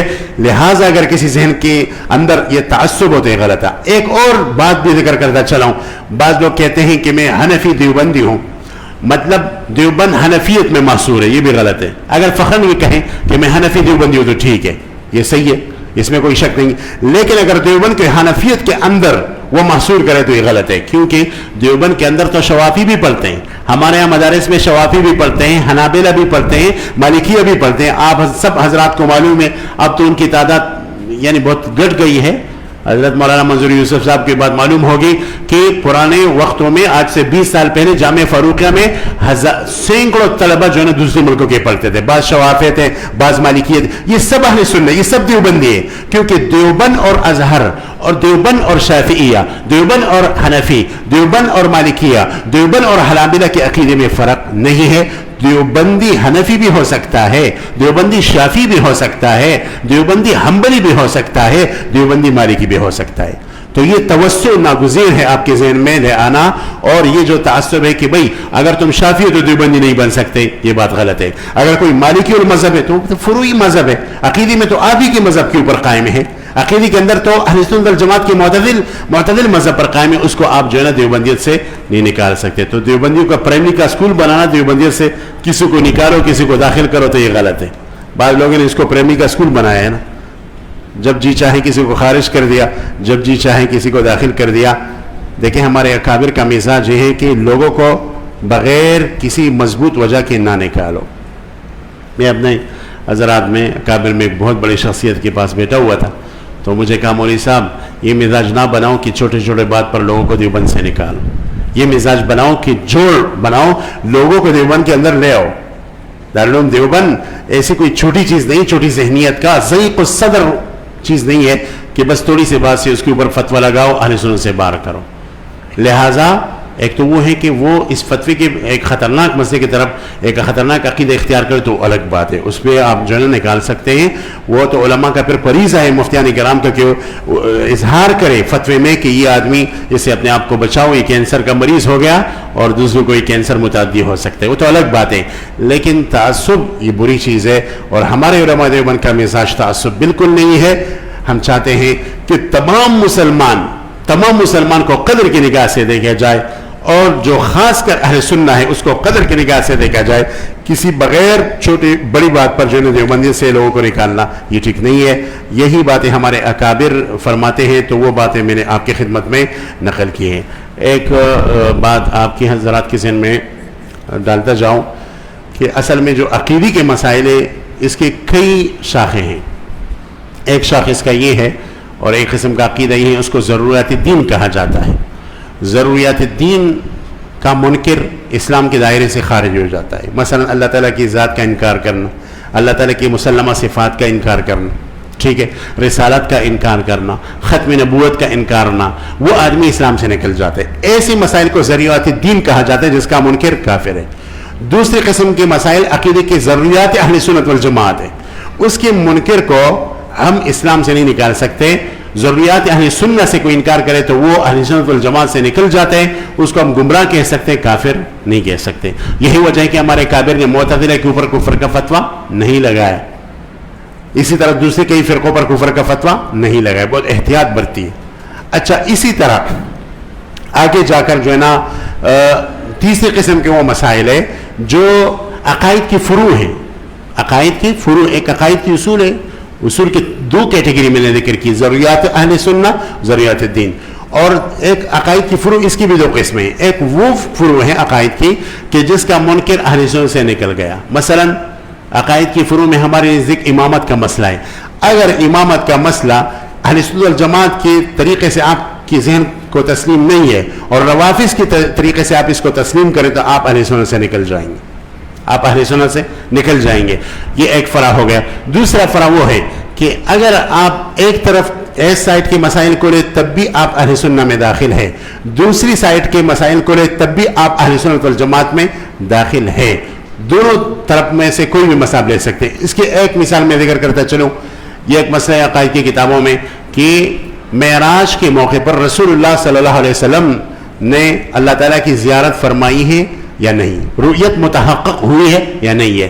حضرت عائشہ رضی اللہ تعالیٰ عنہ فرماتی ہے نہیں ہوئی. عبداللہ بن عباس اور دوسرے صحابہ فرماتے ہیں ہوئی ہے. اگر آپ اس کے قائل کی رؤیت نہیں ہوئی, صرف بات چیت ہوئی, بات چیت پر تو اجماع ہے, تب بھی آپ ٹھیک ہے. اگر آپ اس کے قائل کی رؤیت نہیں ہوئی تب بھی آپ ٹھیک ہے. دونوں مسئلوں میں آپ اہل سنت سے خارج نہیں ہیں. اسی طرح دوسری فرع اس کی یہ ہے کہ وہ اختلافات جو اشاعرہ ماتریدیہ کے اندر ہیں, اشاعرہ اور ماتریدیہ کے جوہری مسائل میں معنوی اختلاف نہیں ہے. تھوڑے اختلافات ہیں وہ لفظی اختلافات ہیں, یا تھوڑے بہت وہ اختلافات ہیں جو معنوی ہے لیکن مشابہ بلفظی ہے, مشابہ بلفظی ہے. تو ایسے اختلافات کی تعداد کتنی ہیں؟ بعض حضرات نے 3 شمار کی ہیں, بعض حضرات نے تقریباً 12 شمار کی ہیں. ابن کمال بادشاہ کی اس موضوع پر مستقل رسالہ ہے جس کی شرح شیخ عبداللطیف سعید فودہ حفظہ اللہ نے بھی کی ہے, اور بعض حضرات نے ان مسائل کو 40 تک پہنچائے. شیخ زادہ نے اس پر مستقل رسالہ لکھا ہے. لیکن مشہور اور محقق بات یہی ہے جس کو امام کمال الدین البیاضی رحمہ اللہ نے اپنے کتاب نفیس, جس کو میں علق نفیس کہتا ہوں, کتاب نفع کہتا ہوں عقیدے کی, اس کا نام ہے اشارات المرام عن عبارات الامام. اس کے اندر انہوں نے 50 مسائل کا مختصراً ذکر کیا ہے کہ ان 50 مسائل میں اشاعرہ اور ماتریدیہ کے اندر لفظی اختلاف ہے یا معنوی مشابہ بلفظی ہے. تو اگر تم اشاعرہ کا قول اختیار کرو تب بھی ٹھیک ہے, اگر ماتریدیہ کا قول بھی اختیار کرو تب بھی ٹھیک ہے. اس میں آپ اہل سنت والجماعت سے بالکل باہر نہیں. یہی وجہ ہے کہ ہمارے کابر دیوبند اگرچہ وہ ماتریدی ہے، کیونکہ حنفی ماتریدی ہوتے ہیں، بہت سارے مسائل میں اشاعرہ کی طرف چلے گئے. آپ حجت الاسلام مولانا قاسم نانوتوی کی کلامی کتابوں کو اٹھائیے، حضرت تھانوی کی کلامی کتابوں کو اٹھائیے، شیخ الہند کی کتابوں کو اٹھائیے، بعض مسائل میں انہوں نے باقاعدہ اشاعرہ کے قول کو لیا ہے.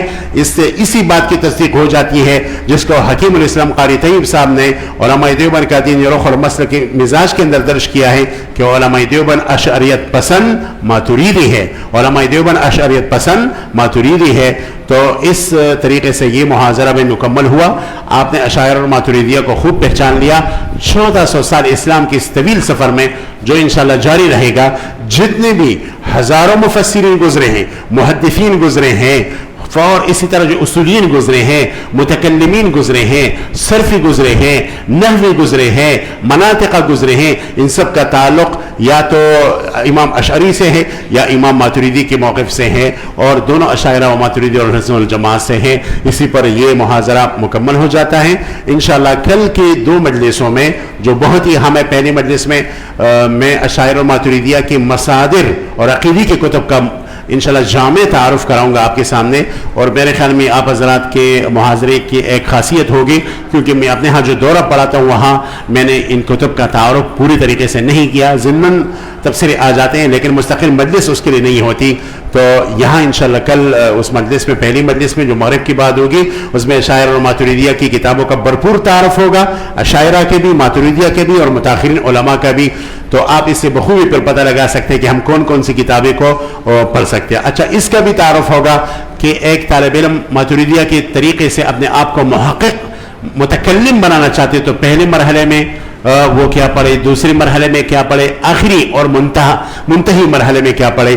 ایک ساتھی ہے وہ اپنے آپ کو متکلم اشعری بنانا چاہتا ہے، پہلے مرحلے میں کیا پڑھے، دوسرے مرحلے میں کیا پڑھے، المستوى الاخیر النہائی اس میں کون سی کتابیں مطالعے کے لیے رکھے تاکہ وہ صحیح معنوں میں ایک محقق، ایک عالم، ایک متکلم بن جائے. تو اس کا انشاءاللہ بھرپور تذکرہ کل ہوگا. وآخر دعوانا الحمدللہ رب العالمین.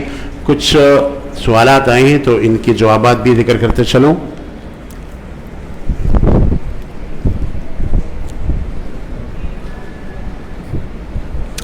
اچھا، یہاں ایک ساتھی نے بات لکھی ہے اور بہت اہم سوال ہے کہ ہمارے یہاں اصول فقہ کے اولین جو مدونین ہیں جیسے کہ امام جساس رحمہ اللہ، امام کرخی رحمہ اللہ، ان کے متعلق بعض لوگوں نے کہا ہے کہ اعتقاداً معتزلی ہے. تو اتنے بڑے حضرات ہو کر کیا یہ معتزلی بن سکتے ہیں؟ تو اس کا سب سے بہترین جواب یہ ہے کہ ٹھیک ہے، ان کی بعض تفردات ہے عقیدے میں، لیکن ان بعض تفردات کی وجہ سے ان کو معتزلی کا لقب دینا بالکل غلط ہے. اس کی وجہ یہ ہے کہ خود امام عبد الجبار المعتزلی نے کتاب لکھی الاصول الخمسہ. اسی عبد الجبار المعتزلی نے 15 جلدوں کے اندر کتاب لکھی المغنی، 15 جلدوں کے اندر. اور اسی طرح ملاحمی المعتزلی کی کتاب ہے الفائق فی اصول الدین، یہ سب معتزلہ کی کتب ہے. انہوں نے لکھا ہے کہ خوب سمجھو، ہمارے مذہب کے 5 اصول ہیں، اگر 5 اصول کسی آدمی کے اعتقاد کا حصہ ہے تو وہ معتزلی ہے. اگر ان 5 اصولوں میں سے 4 اصول ان کے اعتقاد کا حصہ ہے، ایک نہیں، وہ معتزلی نہیں ہے. اگر ان 5 اصولوں میں سے ایک اصول ہمارا ہے، باقی 4 ہمارے لیے، تب بھی وہ معتزلی نہیں ہے. ہمارے 5 اصول، 5 کا قائل ہوگا تب معتزلی ہوگا. 5 اصول میں سے پہلا کون ہے؟ الوعد والوعید ہے، اللہ تعالیٰ کی صفات کا انکار ہے، اصلح فیصلہ اللہ کے اوپر واجب ہے، منزلۃ بین المنزلتین ہے، امر بالمعروف و نہی عن المنکر ہے. ان کے خاص 5 اصول ہیں. ٹھیک ہے، اب امام جساس رحمہ اللہ کے حالات کو دیکھیے، ان کے یہ 5 اصول معتزلہ کے اصول نہیں ہیں. امر بالمعروف میں وہ اہل سنہ کے قائل ہے، وعد وعید میں وہ اہل سنہ کے قائل ہے، اور امر اسی طرح جو ہے نا منزلۃ بین المنزلتین میں وہ ان کے قائل نہیں ہے. ان کا تفرد صرف یہ ہے کہ اس نے رؤیت باری تعالیٰ کا انکار کیا ہے. احکام القرآن میں انہوں نے رؤیت باری تعالیٰ کا انکار کیا ہے. وَهَذَا مَغْمُورٌ فی بحر محاسنہ، بھائی وہ اتنا بڑا آدمی، اتنے احسانات کیے گا، یار وہ ایک قول وہ اختیار کرے، تو اس کی وجہ سے وہ اس کو جو ہے نا معتزلی کہنا ٹھیک نہیں ہے. یہ میرے خیال میں جو میں نے جواب دیا 1 کروڑ کا جواب ہے. خوب سمجھیے، 1 کروڑ کا جواب ہے.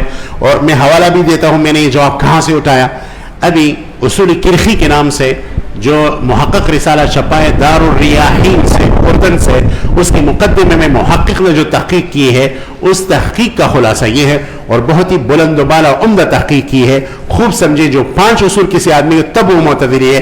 اگر 1 یا 2 تفرد اختیار کر لے تو معتدلہ اس کو داخلی نہیں مانتے، تو تم کیسے معتدل میں داخل کرتے؟ وہ خود کہتے یہ معتدلی نہیں ہے. تم کس مذہب سے اور کس انصاف سے ان کو معتدلہ کے اندر داخل کرتے ہو؟ تو میں کہتا ہوں هذا مقبول ببحر محاسنی، ان کو معتدلہ کہنا بالکل غلط ہے. امام جساس ہمارے ائمہ میں سے ہیں، احناف حضرات کے بڑے لوگوں میں سے، امام کرخی ہماری لوگوں میں سے. یہ اسٹٹ کا جواب ہو گیا. یار اسٹٹ کے اندر تو بہت بخل کیا ہے، بہت چھوٹے کاغذ پر لکھ کے ہے. کہتے ہیں اللہ تعالیٰ پر خدا کا اطلاق صحیح نہیں. خوب سمجھے مولوی صاحب کہ اللہ رب العزت کے اوپر کن الفاظ کا اطلاق ہوتا ہے اور کن پر نہیں، کن کا نہیں ہوتا. دیکھیے لفظ، اس پر بہت تفصیلی بحث ہے. اگر میں چاہوں تو مستقل 1 گھنٹہ 2 گھنٹے بحث بھی اس پر ہو سکتے ہیں، لیکن میں اجمالاً عرض کر دوں کہ لفظ اجماع پر، لفظ خدا پر اجماع ہوا ہے. ایک بات تو یہ ہے. اور اجماع دیکھیے اللہ تعالیٰ کی جو اسماء ہے 3 چیزوں سے عقیدے میں ثابت ہو سکتی ہیں. یا تو نصوص میں وارد ہو، یا حدیث متواتر، اخبار متواتر میں وارد ہو، یا اس پر اجماع اہل سنت ہو. اور لفظ خدا پر اہل سنت والجماعت کا باقاعدہ اجماع ہوا ہے کہ لفظ خدا اللہ تعالیٰ کے لیے استعمال کیا جا سکتا ہے. میں حوالہ دیتا چلوں، یہ بھی 1 لاکھ روپے کا حوالہ ہے، لے دے جاؤ، صرف دعائیں کرو. حوالہ ہے امام اہل سنہ سیف اللہ المسلول علی المجسمہ، امام فخر الدین رازی کی کتاب کا لوامع البینات فی اسماء الحسنى والصفات کا. اس میں امام رازی رحمہ اللہ نے لکھا ہے کہ لفظ خدا کا اطلاق اللہ تعالیٰ پر جائز ہے، کیونکہ اس پر اہل سنت والجماعت کا اجماع ہے، اور اجماع مستقل عقیدے کی ایک دلیل ہے. ٹھیک ہے.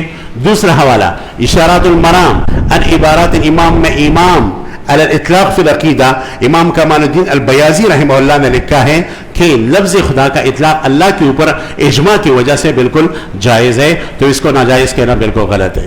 اگر یوں کوئی کہے کہ بھئی عربی میں تو یہ نام نہیں ہے، تو ضروری نہیں کہ اللہ تعالیٰ کے لیے عربی کے اندر نام ہو اور دوسری زبانوں کے نام. بھائی اس کا جواز قرآن کے اندر سے ملتا ہے. دیکھیں نا قرآن کے اندر یا بنی اسرائیل آیا ہی نہیں، جبرائیل آیا ہی نہیں. جبری مضاف ہے، ایل مضاف ہے، اسرا مضاف ہے، ایل مضاف ہے. تمام ائمہ مفسرین اس پر متفق ہے کہ عبرانی زبان میں اللہ کا دوسرا نام ایل ہے. تو اللہ تعالیٰ اپنی کے عبرانی زبان میں غیر عربی کا لفظ استعمال کرے اور قرآن سے باہر آپ کہیں کہ خدا کہنا بدعت ہے، تو یہ آپ کی بدعت ہے. آپ اپنے ذہن کا علاج کر لیجئے. ٹھیک ہے. لفظ خدا پر اجماع ہے اور قرآن اجازت دیتا ہے. تیسری بات یہ ہے، شاہ ولی اللہ رحمہ اللہ بر صغیر کے اندر انہوں نے فارسی کا قرآن کریم کا مشہور ترجمہ کیا ہے. قرآن کریم کے اندر 2500 سے زیادہ جگہوں میں لفظ اللہ کا نام وارد ہے، اور ان 2500 جگہوں سے زیادہ میں امام شاہ ولی اللہ رحمہ اللہ جو تمام فرق کے تمام مکاتب فکر کے متفق امام ہیں، انہوں نے لفظ اللہ کا ترجمہ خدا سے کیا ہے. تو اگر لفظ خدا بدعت ناجائز ہے تو امام شاہ ولی اللہ نے 2500 بدعات کی اور 2500 بدعات کا مرتکب ہوا. اور یہ بات وہی آدمی کر سکتا ہے جو علوم سے اور حق پرستی سے محروم ہو. تو لفظ خدا کو استعمال کرنا بالکل جائز ہے. اس کا یہ مجمل جواب ہو گیا. اگر تفصیل چاہیے تو اس پر ایک رسالہ بھی مدون ہو سکتا ہے. اچھا، یہاں اس سے یہ بھی ظاہر ہو گیا کہ یہ کہنا کہ بھئی خدا ٹھیک ہوگا، اولا نہیں ہے، لفظ اللہ اولا ہے. اس میں شک نہیں کہ اسمائی جلالہ میں لفظ جلال لفظ اللہ ہے، لیکن یہ کہنا کہ لفظ خدا اولا نہیں ہے، یہ کس نے لکھا ہے؟ یہ تو سمیات ہے نا. یہ کس نے لکھا ہے کہ لفظ خدا اولا نہیں ہے؟ آپ نے پیٹ سے کوئی بات بتانا جائز ہے؟ اور پھر عقیدے کے اندر اگر کسی آدمی کا میدان خطابت ہے تو خطابت کے ساتھ کام رکھے. عقائد میں وہ ٹانگ اڑاتا ہے تو اس سے نقصان ہی برتے گا، نقصان ہی ہوگا. تو یہ کہنا کہ اولا نہیں ہے تو یہ بھی ناجائز بات ہے. غیر اولا کہنا یہ بھی کسی بھی کتاب سے ثابت نہیں. جب اس پر اجماع ہو گیا تو غیر اولا کس طرح کہہ سکتے ہیں؟ اسی طرح ابو المنتہی جو فقہ اکبر کی شرح ہے، امام ابو حنیفہ نے فقہ اکبر کے اندر لفظ خدا کا ذکر کیا ہے، تو امام ابو حنیفہ بھی بدعتی ٹھہرے. سب سے اہم بات یہ ہے. اور اس کے اندر شروع میں یہ بھی لکھا ہے کہ مختلف زبانوں میں اللہ تعالیٰ کے لیے جو نام ہیں وہ آپ لے سکتے ہیں. مثلا ایل عبرانی میں، پروردگار فارسی میں، خدا فارسی میں، تنکری ترکی میں، یہ سب نام اللہ کے لیے استعمال ہو سکتے ہیں. اس میں نہ نقص ہے نہ شائبہ نقص ہے. ان استعمالات پر اجماع ہے. سمجھ میں آئی بات؟ اچھا، شیخ صاحب صفات کے اندر تفویض ہے. ہاں، تفویض اہل سنت والجماعت کا اجماعی عقیدہ ہے. تفویض صفات کے اندر اس کا کیا مطلب ہے کل کے محاضرے میں انشاءاللہ دوسرا جو محاضرہ ہوگا اس میں آ جائے گی. اجماع حجت قاطع ہے، کیا اس سے عقیدہ ثابت ہوتا ہے؟ جی ہاں، اجماع سے عقیدہ ثابت ہوتا ہے. اور اجماع کی حجیت پر علماء نے مستقل کتابیں لکھی ہیں. اصولی فقہ کی کتابوں میں بحث سنہ کے بعد کئی کتابوں میں آپ کو اجماع کی حجیت پر مستقل ادلہ ملیں گے. اہل بدعت اجماع کو حجت نہیں مانتے. اہل سنت والجماعت کتاب، سنت، اجماع، قیاس، ان چاروں پر جو ہے نا مستقل دلائل رکھتے ہیں. لیکن یہ تینوں قطعیات ہیں اور قیاس ضمنی ہے، لہٰذا عقیدے میں چونکہ قطعیات ہی چلتی ہیں تو اجماع عقیدے میں اس لیے رہتے ہیں. تو اجماع کی قطعیت پر باقاعدہ کتابیں لکھی گئی ہے اور اصول فقہ کی ضمنی بحثوں میں یہ باتیں آ جاتی ہیں، اس کو آپ مطالعہ کر سکتے ہیں. ایک ساتھی نے لکھا ہے کہ بعض حضرات کہتے ہیں کہ درس نظامی پڑھ کر پھر درجہ تکمیل کی ضرورت نہیں ہے. یہ بات غلط ہے. درس نظامی کے اندر پہلے تکمیل ہی داخل تھی. درس نظامی عبارت سمیت ہی تکمیل کی تھی. جب کہا جاتا نا درس نظامی تو اس کا ایک دلالتی مطابق ہی ہوتا تھا، دلالتی مطابق ہی سمیت تکمیل کی ہوتا تھا. لیکن اس زمانے میں اس درجہ تکمیل کو نکالا گیا، ورنہ پرانے زمانے میں ہم اکابر کو دیکھیں دارالعلوم دیوبند میں جو پہلے مدرسے ہوتے تھے اس میں درجہ تکمیل درس نظامی کا حصہ ہوتا تھا. اب بڑی افسوس کی بات ہے کہ ہمارے بہت سارے لوگ خیانی نہیں جانتے، شرح مواقف نہیں جانتے، زواہد ثلاثہ نہیں جانتے، اسی طرح مسلم ثبوت کو نہیں دیکھا، شافیہ کو نہیں دیکھا. شافیہ صرف کی ایسی کتاب ہے جیسے ہمارے ہاں علم فقہ میں شامیہ کی حیثیت ہے، فتاوی شامی کی. صرف کی 4 کتابیں بنیادی ہے. اگر وہ اب نہ پڑھے تو آپ کبھی بھی صرفی نہیں بن سکتے. آپ کو امام الصرف کہنا ظلم ہوگا. ان میں سے پہلی کتاب شافیہ ہے، دوسری کتاب کتاب الافعال لابن قطع ہے، تیسری کتاب کتاب المنصف لابن جنی ہے جو کتاب التصریف لابی عثمان المازنی کی شرح ہے. کتاب المنصف 4 جلدوں کے اندر صف کے اندر شائع ہوئی ہے. اور چوتھی کتاب جو ہے وہ ابن عصفور الاشبیلی کی کتاب ہے.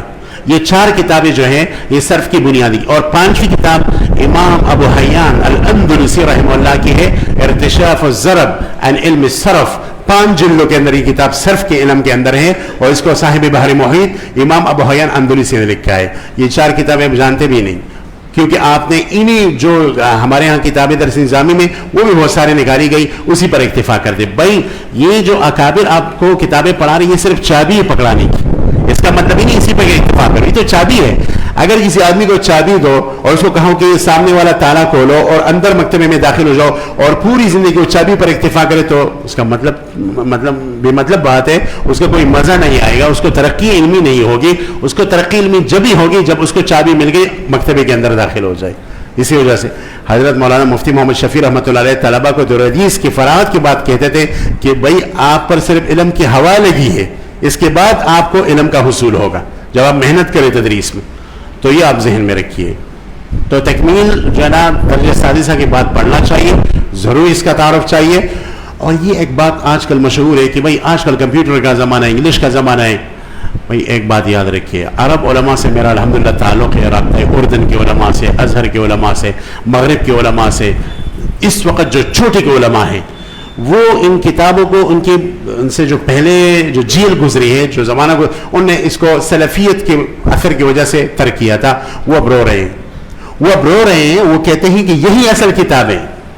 اب شیخ الاسلام مفتی تقی عثمانی صاحب دامت برکاتہم کی جہان دیدہ کو پڑھیں. انہوں نے واقعہ لکھا ہے کہ میں بغداد گیا تو بہت ساری یونیورسٹی میں چلا گیا، لیکن میں نے پھر وہاں اپنے میزبانوں سے کہا کہ بھئی مجھے ایک ایسے عالم سے ملوائیے جو پرانے زمانے کے طرز کی کتابیں پڑھتے ہیں، یونیورسٹی کی طرز پر نہیں. تو مجھے ایک شیخ کے پاس لے گئے، شیخ عبدالکریم غالباً اس کا نام تھا. تو جب ان کے پاس لے گئے تو وہ عمر رسید آتے اور میں نے اپنا تعارف کیا، دارالعلوم کا تعارف کیا. پھر مجھ سے پوچھا آپ کون کون سی کتابیں پڑھاتے ہیں؟ میں نے کہا ہم شرح تہذیب پڑھاتے ہیں، اصول الشاشی پڑھاتے ہیں، نور الانوار پڑھاتے ہیں، توضیح تلوی پڑھا. تو وہ چیخنے لگے اور رونے لگے چیخ کر اور کہنے لگے خدا کی قسم ان کتابوں کو مت چھوڑو، اگر ان کتابوں کو چھوڑ دیا تو آپ کا علم رخصت ہو جائے گا. اگر ان کتابوں کو چھوڑ دیا تو آپ کا علم رخصت ہو جائے گا. یہ جو ہمارے یہاں کتابیں درس نظامی یہ ریٹ کی ہڈی ہے. یہ چھوٹی سی کتاب جو ہے شرح تہذیب یہ ریٹ کی ہڈی ہے. میں نے اس پر ایک مقالہ لکھا ہے، وہ ایک رسالے میں چھپا ہے، صدیق رسالے میں. تو صرف شرح تہذیب کے 160 شروح کا تعارف کیا ہے. ایک چھوٹی سی کتاب پر اکابر اسلاف نے 160 شروح لکھے ہیں، حواشی در حواشی، حواشی در حواشی در حواشی، یہ لکھے ہیں. یہ آسان بات توڑیے. ہماری درس نظامی کی کتابوں کی خاصیت یہ ہے کہ اس کا سطر مخدوم ہے، لہذا اس پر انگلی اٹھانا اس آدمی کو پہلے 1000 مرتبہ سوچنا چاہیے. تو یہ صحیح بات نہیں. اسی سے شیخ الہند نکلا ہے، اسی سے قاسم نانوتوی نکلا ہے، اسی سے امام انقلاب نکلا ہے، امام عبید اللہ سندھی نکلا ہے، اسی سے شاہ ولی اللہ نکلا ہے، اسی سے محدث الہند شاہ عبدالعزیز نکلا ہے، اسی نصاب سے جو حضرت اشرف تھانوی رحمہ اللہ نکلا ہے، اسی نصاب سے ہمارے جو قریب اثر کے اکابر تھے وہ سب نکلے ہیں. تو اس کا رد کرنا یہ مناسب نہیں ہے. کیا لفظ نفس کا اطلاق اللہ پر ہو سکتا ہے؟ ہاں، لفظ نفس اللہ کے اوپر جب اطلاق کیا جائے تو یہ متشابہات میں سے ہی. قرآن کے اندر اطلاق ہوا ہے، اور جیسے کہ اللہ تعالیٰ نے فرمایا وَيُحَذِّرُكُمُ اللَّهُ نَفْسَهُ، اللہ تعالیٰ اپنے نفس سے یعنی اپنے ذات سے آپ لوگوں کو ڈراتے ہیں. تو نفس کا اطلاق جو ہے نا وہ اللہ تعالیٰ کے اوپر ہو سکتا ہے، اور اس طرح دوسرے آیت میں بھی نفس کا اطلاق آیا ہے. روح کی اطلاق اللہ پر نہیں، روح کی اطلاق اللہ کے اوپر نہیں ہو سکتی. دیکھیں ایک قاعدہ میں آپ کو بتاتا ہوں، یہ بہت قیمتی قاعدہ ہے، بہت ہی علم کلام کے بہت ساری کتابوں کا خلاصہ ہے. قرآن کے اندر جو اضافات اللہ ہے، کیا ان کو ہم اطلاق صفات کہہ سکتے ہیں، صفات اللہ، یا بعض اضافات کو صفات کہہ سکتے ہیں، بعض اضافات کو صفات نہیں کہہ سکتے؟ اضافات اللہ سے کیا مراد؟ وہ تمام چیزیں جس کی نسبت اللہ تعالیٰ کی طرف کی جائے. مثلا ناقت اللہ، ناقہ کی نسبت اللہ کی طرف، بیت اللہ، بیت کی نسبت اللہ کی طرف، ٹھیک ہے. نفس کی نسبت وَلِتُسْنَى عَلَىٰ عَيْنِ، عین کی نسبت اللہ کی طرف کی جائے. تو ان میں سے، اور روح اللہ کی نسبت، روح کی نسبت اللہ کی طرف کی گئی ہے. ان میں سے کون چیزوں کی نسبت صفت کہہ سکتے ہیں اور کس کو صفت نہیں کہہ سکتے؟ خوب سمجھیے، جو اضافات اللہ تعالیٰ کی طرف مضاف ہوئے ہیں ان میں وہ صفات ہے جس پر اجماع اہل سنت والجماعت ہوا ہے. ٹھیک ہے، یہ مجمل جواب ہے، ورنہ اس کی نیچے بہت سارے تفصیلات ہیں، اس میں میں جانا نہیں چاہتا، الگ وہ ایک گھنٹہ چاہتا ہے، تو اسی پر اکتفا کرتا ہوں. وہ اضافات اللہ جس پر بعد میں اجماع اہل سنت کی بھی صفات ہیں، ان کو بطور صفت استعمال ہو سکتا ہے. روح کی نسبت اللہ کی طرف ہوئی ہے، اجماع اس پر نہیں ہے. ٹھیک ہے، اسی طرح ناقہ کی نسبت اللہ کی طرف ہوئی ہے، یہ صرف اضافہ اللہ ہے، اس پر اجماع نہیں، اس کو صفت اللہ نہیں کہہ سکتے. ٹھیک ہے. اور کلمتہ، عیسیٰ علیہ السلام کلمتہ، کریمہ کی نسبت اللہ کی طرف ہوئی ہے، یہ اضافت اللہ ہے، لیکن اس پر اجماع نہیں ہوا، اس کو صفت نہیں کہہ سکتے. عین کی نسبت اللہ کی طرف ہوا ہے، لیکن اس پر اجماع بھی اہل سنت کا ہوا ہے. وَكُتُبُ الْعَقِيدَةِ مُطْبِقَةٌ عَلَى هَذَا بِأَنَّهُ صِفَةٌ لِلَّهِ، اس وجہ سے ہم عین کو اللہ کا صفت کہہ سکتے ہیں. نفس کی نسبت اللہ کی طرف ہوئی ہے، اس پر اجماع اہل سنت بھی ہوا ہے، اسے ہم نفس کو اللہ تعالیٰ کی صفتوں مانتے ہیں. حدیث میں آتا ہے يَنزِلُ اللَّهُ تَبَارَكَ وَتَعَالَى كل ليلة في ثلث الأخير، نزول کی نسبت اللہ کی طرف ہوئی ہے، اور یہ حدیث چونکہ متواتر ہے اور بعد میں نزول اللہ، صفت نزول پر اجماع بھی ہوا ہے، اس لیے نزول کو ہم اللہ تعالیٰ کی صفت کہہ سکتے ہیں. تو وہ اضافات، اسی طرح استہزاء کی نسبت قرآن میں آئی ہے اللہ کی طرف. استہزاء اضافہ اللہ تو ہے، یستہزئ کا فاعل اللہ ہے، لیکن اس میں چونکہ نقص ہے تو تمام اہل سنت اس پر متفق ہے کہ استہزاء کی نسبت اللہ کی طرف نہیں ہو سکتا. ذہق کی نسبت اللہ کی طرف ہوا ہے، لیکن ذہق اللہ ہے. اب ذہق جو جسم چاہتا ہے، دال چاہتا ہے، دم چاہتا ہے، یہ جسم کی صفات ہے، اس وجہ سے اضافہ اللہ تو ہے، لہٰذا یہ مؤول ہوگا اور اس میں تعویل وجوبی ہو گیا، لیکن اس کو ہم صفت نہیں کہہ سکتے کیونکہ اس پر اجماع نہیں ہوا، بلکہ الٹا اجماع اس پر ہوا ہے کہ ذہق اللہ تعالیٰ کی صفت متشابہات سے نہیں ہے. تو اس طرح کی جو باتیں، اس میں یہ قاعدہ یاد رکھیں، یہ قاعدہ انشاءاللہ ہر جگہ آپ کو بہت فائدہ دے گا. اچھا، یہ ایک سوال ہے، ایک ساتھی نے لکھا ہے کہ المحقق الثانی الامام سعد الدین التفتزانی رحمہ اللہ کے بارے میں کہا جاتا ہے کہ اہل تشیع میں سے. یہ بالکل ناجائز بات ہے. یہ ایسا ہے کہ کوئی کہے کہ زمین اوپر ہے اور آسمان نیچے ہے، ایسی بات ہے. دیکھیے، امام تفتزانی رحمہ اللہ شیعہ بالکل نہیں ہے. شیعوں کے بہت سارے اور روافض کے بہت سارے جو اصول اس میں مخالف ہیں. میں اس پر میں نے مقالہ لکھا ہے، میرا ایک رسالہ ہے سمت الوصول الى علم الاصول، وہ پی ڈی ایف میں ملتا ہے پروسٹیٹ میں، توضیح تنویح سے پہلے طلبہ کو پڑھاتا ہوں. اس میں نے 16 سے لے کر 20 دلائل دی ہیں کہ امام سعد الدین تفتزانی شیعیت کے الزام سے بری ہے. پہلی دلیل میں مختصر وارے ذکر کرتا چلوں. پہلی دلیل یہ ہے کہ شیعہ اللہ تعالیٰ کی صفات کے منکر ہیں. امام یعنی اللہ تعالیٰ کی صفت ارادہ کو نہیں مانتے, صفت سمع بصر کلام ان کو نہیں مانتے, صفت تکوین کو نہیں مانتے. امام تفتازانی رحمہ اللہ کی شرح عقائد کو اٹھائیے, شرح مقاصد کو اٹھائیے, اللہ تعالیٰ کی صفات ذاتیہ ثمانیوں کو شمار کیا ہے, صفت حیات کو شمار کیا ہے, اس بات کیا ہے, صفت قدرت کے اوپر دلائل قائم کیے ہیں, اور اسی طرح صفت ارادہ کے اوپر دلائل قائم کیے ہیں, اور اسی طرح صفت علم کے اوپر دلائل قائم کیے ہیں, سمع بصر کلام تکوین ان 8 صفاتوں کے اوپر دلائل قائم کیے ہیں. تو اگر وہ شیعہ ہوتا تو جوہری مسئلہ صفات کا ہے, اس میں پھر کیوں انہوں نے اس بات کیا؟ وہ شیعوں کی کتابوں کو اٹھائیے, تجرید العقائد توسی کی مشہور کتاب عقیدے کی, اس کو اب اٹھائیے, اس کے اندر صفات کا انکار ہے. اس کی شرح کشف المراد فی شرح تجرید العقائد یہ علامہ ہلی شیعہ کی ہے, اور انہوں نے صفاتی باری تعالیٰ کا انکار کیا ہے. تو ان کا موقف ہے صفات کا انکار شیعہ حضرات کا, لیکن اہل سنت انکار نہیں کرتے. امام تفتازانی رحمہ اللہ انہی کتابوں میں اقرار کرتے ہیں. اچھا, دوسری جوہری مسئلہ امامت کا ہے. امامت کا مسئلہ روافض کے نزدیک اصول عقائد میں شامل ہے, اور اس مسئلے میں کوئی گڑبڑ کرے تو وہ شیعہ سے ان کے نزدیک نکل جاتا ہے. علامہ تفتازانی رحمہ اللہ نے شرح عقائد کے اندر, شرح مواقف کے اندر, ان کی دیگر کتابیں ان امامت کے مسئلے میں وہی اجماعی موقف جو ہے نا بیان کیے ہیں جو اہل سنت والجماعت کا ہے, اور شیعوں کا باقاعدہ رد لکھا ہے. تو ان کو شیعہ کہنا بالکل ظلم ہے. اگر وہ مشاجرات صحابہ میں اس نے اس طرح کی بات کی ہے کہ اس سے کوئی دلالت انتظامی کے ساتھ, اور وہ بھی لزومی غیر بیان کے ساتھ, لزومی بیان کے ساتھ نہیں, لزومی غیر بیان کے ساتھ کوئی جو ہے نا صحابہ کی بے ادبی کو نکالے, تو اس آدمی کے ذہن کا مرض ہے. میرے خیال میں علامہ تفتازانی رحمہ اللہ کے ذہن کا مرض نہیں ہے, وہ بالکل اہل سنت والجماعت کی امام ہے. میں نے مشترک خروارے ذکر کیا, اور میں نے یہ بھی عرض کیا کہ 20 دلائل ہیں اس کے اوپر کہ امام تفتازانی رحمہ اللہ بالکل شیعہ نہیں ہے, اہل سنت والجماعت کی ائمہ میں سے ہے. بڑی عجیب بات ہے کہ ہم عقیدی کی کتاب پڑھیں, ہمارے مدارس میں 800 سال سے داخل ہے, اور وہ بھی ہم شیعہ کے عقیدے کی کتاب پڑھیں, کتنی افسوس کی بات ہوگی. تو یہ کہنا ان ذہنوں کا کام ہے جو بالکل کمزور ہے, جو عقائد میں بالکل ابجد سے بھی بے خبر ہے. یہ ان کا کہنا ہے, محققین ہی نہیں کہتے.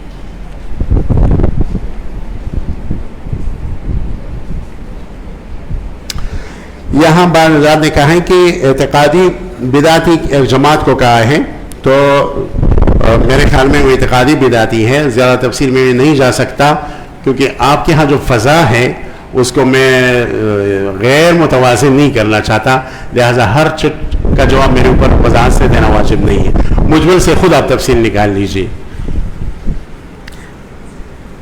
کل کے درس میں اللہ تعالیٰ کی ذات اور صفات پر تھوڑی سی روشنی ڈالی. بھائی 1-2 مجلس میں نہیں ہوتا, اس کے لیے آپ کو 1 سال کے لیے آنا پڑے گا, یا کم از کم سال کے آخر میں جو میں 10 دن کا روز جو دورہ پڑھاتا ہوں اس میں کم از کم آپ تشریف لائیے, اس میں ہو سکتا ہے. 1 سال سے بھی کام نہیں چل رہا, 3 سال کم از کم مجھے دے دو, ہمارے یہاں آ جاؤ, پھر آپ کو سمجھ آ جائے. یہ پھر گڑیوں کا کھیل نہیں ہے, یہ تو حضرت نے ہمیں مجبور کیا, اس لیے ہم یہاں آ گئے, حاضری دے دی. اچھا, یہاں جو فرقہ ضالہ کی شخصیات کے بارے میں باتیں ہیں ان کا نام میں نہیں لوں گا.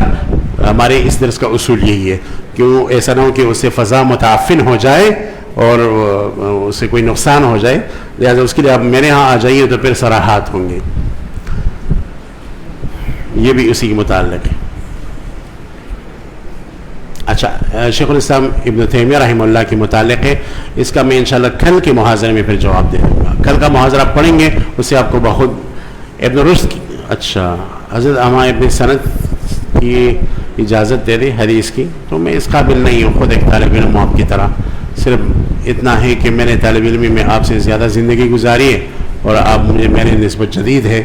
بعض تو ایسے ہوں گے مجھ سے بھی قدیم ہوں گے, تو میں اس قابل نہیں ہوں. عتیق الرحمن گیلانی کہتا ہے کہ امام صاحب رحمہ اللہ پہلے علم کلام میں مہارت حاصل کی, لیکن پھر انہوں نے علم کلام کو ضیاء وقت سمجھ کر نہیں. یہ بات غلط ہے, جس نے بھی کہی ہے. عتیق الرحمن گیلانی صاحب میں نہیں جانتا کہ امام ابو حنیفہ سے رحمہ اللہ پہلے علم کلام سیکھا پھر اس سے توبہ کر لی, غلط ہے. یہ انہوں نے علم کلام اور امام ابو حنیفہ کے اصولوں کا صحیح مطالعہ نہیں کیا. میرے اس مقالے میں ایک محاضرہ ہے تقریباً 25 صفحات کا ہے, 20 صفحات کا, اس کا نام ہے امام ابو حنیفہ اور علم کلام.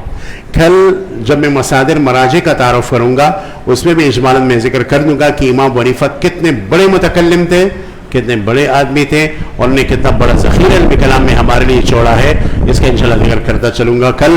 یہ غیر محقق آدمی کی بات ہے جس کو ماننا مشکل ہے۔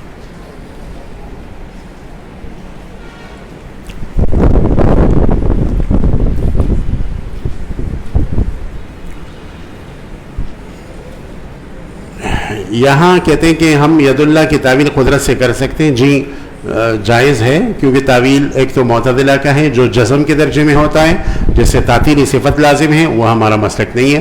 ایک اہل سنہ کی تعویل ہے جو احتمال کے درجے میں اس سے اصل صفت معطل نہیں ہو جاتی، وہ تعویل احتمال کے درجے میں جائز ہے۔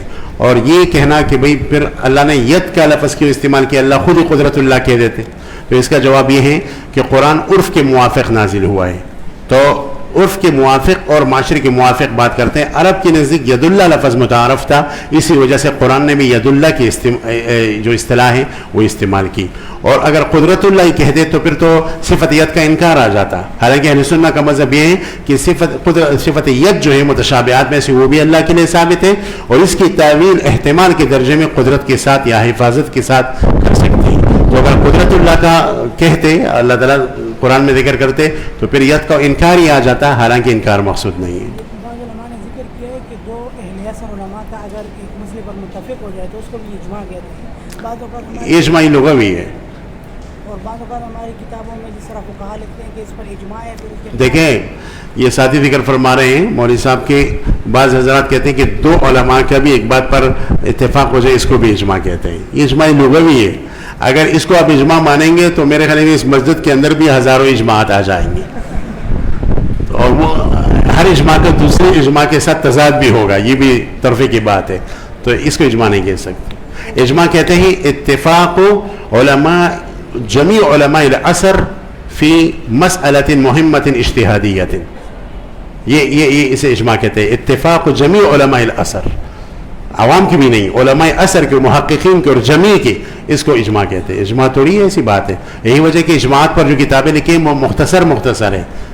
کتاب الاجماع ابن القطان کی ہے، الاجماع ابن المنذر کی ہے، مراتب الاجماع ابن حزم کی ہے، اس کو آپ دیکھیں تو اجماع تو بہت مشکل ہوتی ہے۔ وآخر دعوانا الحمدللہ رب العالمین۔ کل انشاءاللہ مغرب کے بعد دوسری نشست ہوگی۔ جزاکم اللہ۔ دعائیہ کلمات ہوں گے، تشریف پیچھے بیٹھے، سارے بیٹھے پیچھے، بات سننے کی ہے، شاباش تشریف رکھیں، ایک منٹ بیٹھو بھائی بیٹھو، نظم و ضبط جو ہے اس نظم و ضبط کا خیال رکھیں۔ پہلی بات تو یہ ہے کہ دعا کے بعد تمام احباب سے درخواست ہے کہ جو باہر سے تشریف لائے ہوئے اساتذہ کرام ہیں، علماء کرام ہیں اور ائمہ مساجد ہیں، محتممین ہیں، وہ میری دائیں طرف جو ہال ہے اس میں تشریف لے آئیں گے، یہاں ان کے لیے کھانے کا انتظام ہے، اور باقی جو اولیٰ دور حدیث اور تخصصات والے تمام احباب سے درخواست ہے کہ وہ اوپر بالا خانوں میں تشریف لے جائیں، 2 ہال ہیں وہاں ان کے لیے کھانے کا انتظام کیا گیا ہے۔ اور اسی طرح سے یہ محاضرہ کل بھی ہے، کل بھی نشست ہوگی انشاءاللہ، اور اس کے بعد مزید سوال جواب بھی ہوں گے، اور آئندہ جمعرات کو بھی ہوگا، وہ علم منطق پر ہے، اور اس طرح سے استشراق اور مستشرقین پر بڑی اہم ابحاث آئندہ جمعرات کو ہوں گی، اور اس سے آئندہ جمعرات کو انشاءاللہ اس میں علم بدی پر ہے، اور اسی طرح سے جناب علم بیان پر ہے، انشاءاللہ اس پر بھی بڑی اہم ابحاث ہوگی۔ تو تمام احباب سے درخواست ہے کہ باقی جو آنے والی 2 جمعراتیں ہیں اس میں بھی آپ تشریف لائیں، اور خوب دل جمعی اور ذوق اور شوق کے ساتھ۔ بس دعا کے بعد نا بے قاعدگی کسی قسم کی نہیں ہونی چاہیے، مسجد کا تقدس پامال نہ ہو، جو اصول و ضوابط آپ کے لیے بتائے گئے ہیں، مقرر کیے گئے ہیں، اس کے مطابق آپ اوپر تشریف لے جائیں۔ اور چونکہ حضرت والا بھی یقیناً تھکے ہوئے ہیں اور مغرب سے اس وقت تک تسلسل کے ساتھ بول رہے ہیں، تو مسافر کی زحمت نہ فرمائیں، کسی کو زحمت میں ڈالنا کسی طرح سے بھی مناسب نہیں ہے۔ میرے خیال سے اس وقت کا تقاضا یہی ہے کہ آپ حضرات بھی کھانا کھا لیں، تھکے ہوئے ہیں آپ بھی، اور اس کے بعد جو جانا چاہے تو جا سکتا ہے، رہنا چاہے بارش کی وجہ سے تو اوپر مسجد میں جگہ موجود ہے، رہ بھی سکتا ہے، کسی قسم کا کوئی مذائقہ نہیں ہے۔ اللہ پاک جزائے خیر دے۔ حضرت مولانا شفیق الرحمان صاحب اور برکات العالیہ ہماری خوش نصیبی ہے، تشریف لائے ہوئے، انشاءاللہ حضرت والا اختتامی کلمات کہہ کر دعا فرما دیں گے۔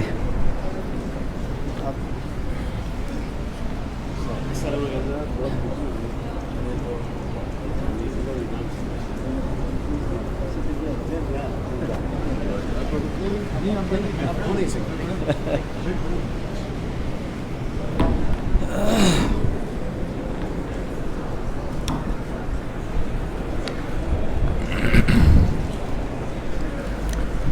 اللہ الرحمن الرحیم نحمدہ ونصلی علی رسولہ الکریم اما بعد.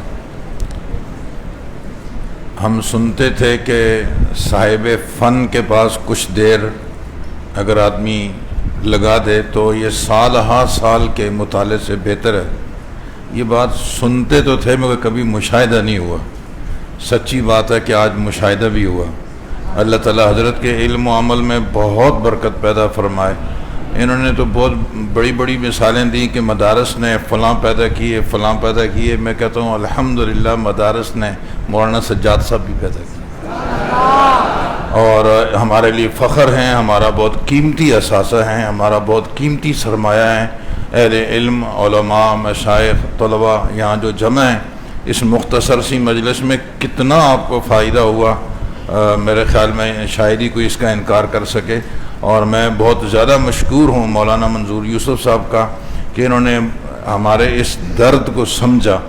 اور اس مختصر سے وقت کو جمعرات کو ہم لوگ کیا کرتے تھے سوائے ان دنوں میں موبائلوں میں کھیلنے کے اور دائیں بائیں الٹی ٹیڑھی غیبتیں کرنے کے ہمارا کوئی مصرف نہیں ہوتا. لیکن انہوں نے ہمارے ان اوقات کو قیمتی بنایا. پچھلے سال بھی اس طرح کے محاضرات ہوئے, بہت قیمتی تھے. اور اس سال تو ایسی نئی نئی چیزیں سامنے آ رہی ہیں کہ جیسے لگتا ہے ہم نے زندگی میں پہلی دفعہ نام سنا ہے. اتنا تو اندازہ ہوا نا کہ ہم صرفی بہت بڑے ہیں جی. تو ابھی تو میں نے کہا شکر ہے انہوں نے یہیں بات ختم کر دی, ورنہ ہم نحوی بھی اسی درجے کے ہیں. تو انشاءاللہ اس طرح کی اصل میں اس طرح کی محفلوں سے ہی علم کی پیاس پیدا ہوتی ہے. اور انشاءاللہ اگر یہ پیاس بیدار ہو گئی نا تو آج بھی شیخ الہند اور شیخ الاسلام اور بڑے بڑے اہل علم اسی مجمع سے اللہ تعالیٰ پیدا فرما دیں گے. میں مولانا منظور یوسف صاحب اور ان کے خاص معاون ساتھی جو اتنے بڑے مجمع کو ایسے علمی گفتگو سے بھی مستفید کرواتے ہیں اور ساتھ ساتھ میں سب کو کھانا بھی کھلاتے ہیں, یہ اور مشکل کام ہے. اللہ تعالیٰ تمام معاونین منتظمین کو جزائے خیر عطا فرمائے. حضرت کی عمر میں اللہ بہت برکت پیدا فرمائے اور آنے والی مجالس میں بھی اللہ تعالیٰ ہمیں شرکت کی توفیق عطا فرمائے. میرا جی چاہتا ہے دو دعائیہ کلمات حضرت ہی کہہ دیں, ہم آمین کہہ دیں گے. وآخر دعوانا الحمدللہ.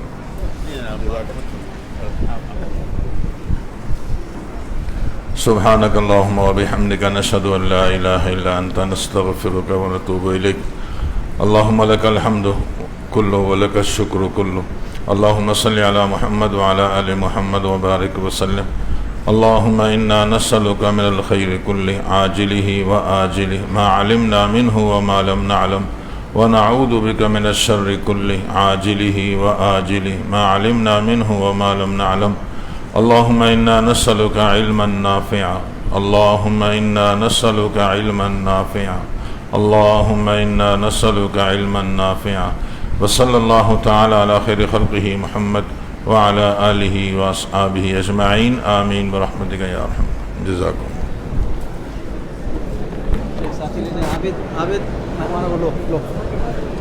ساتھی اوپر تشریف لے جائیں.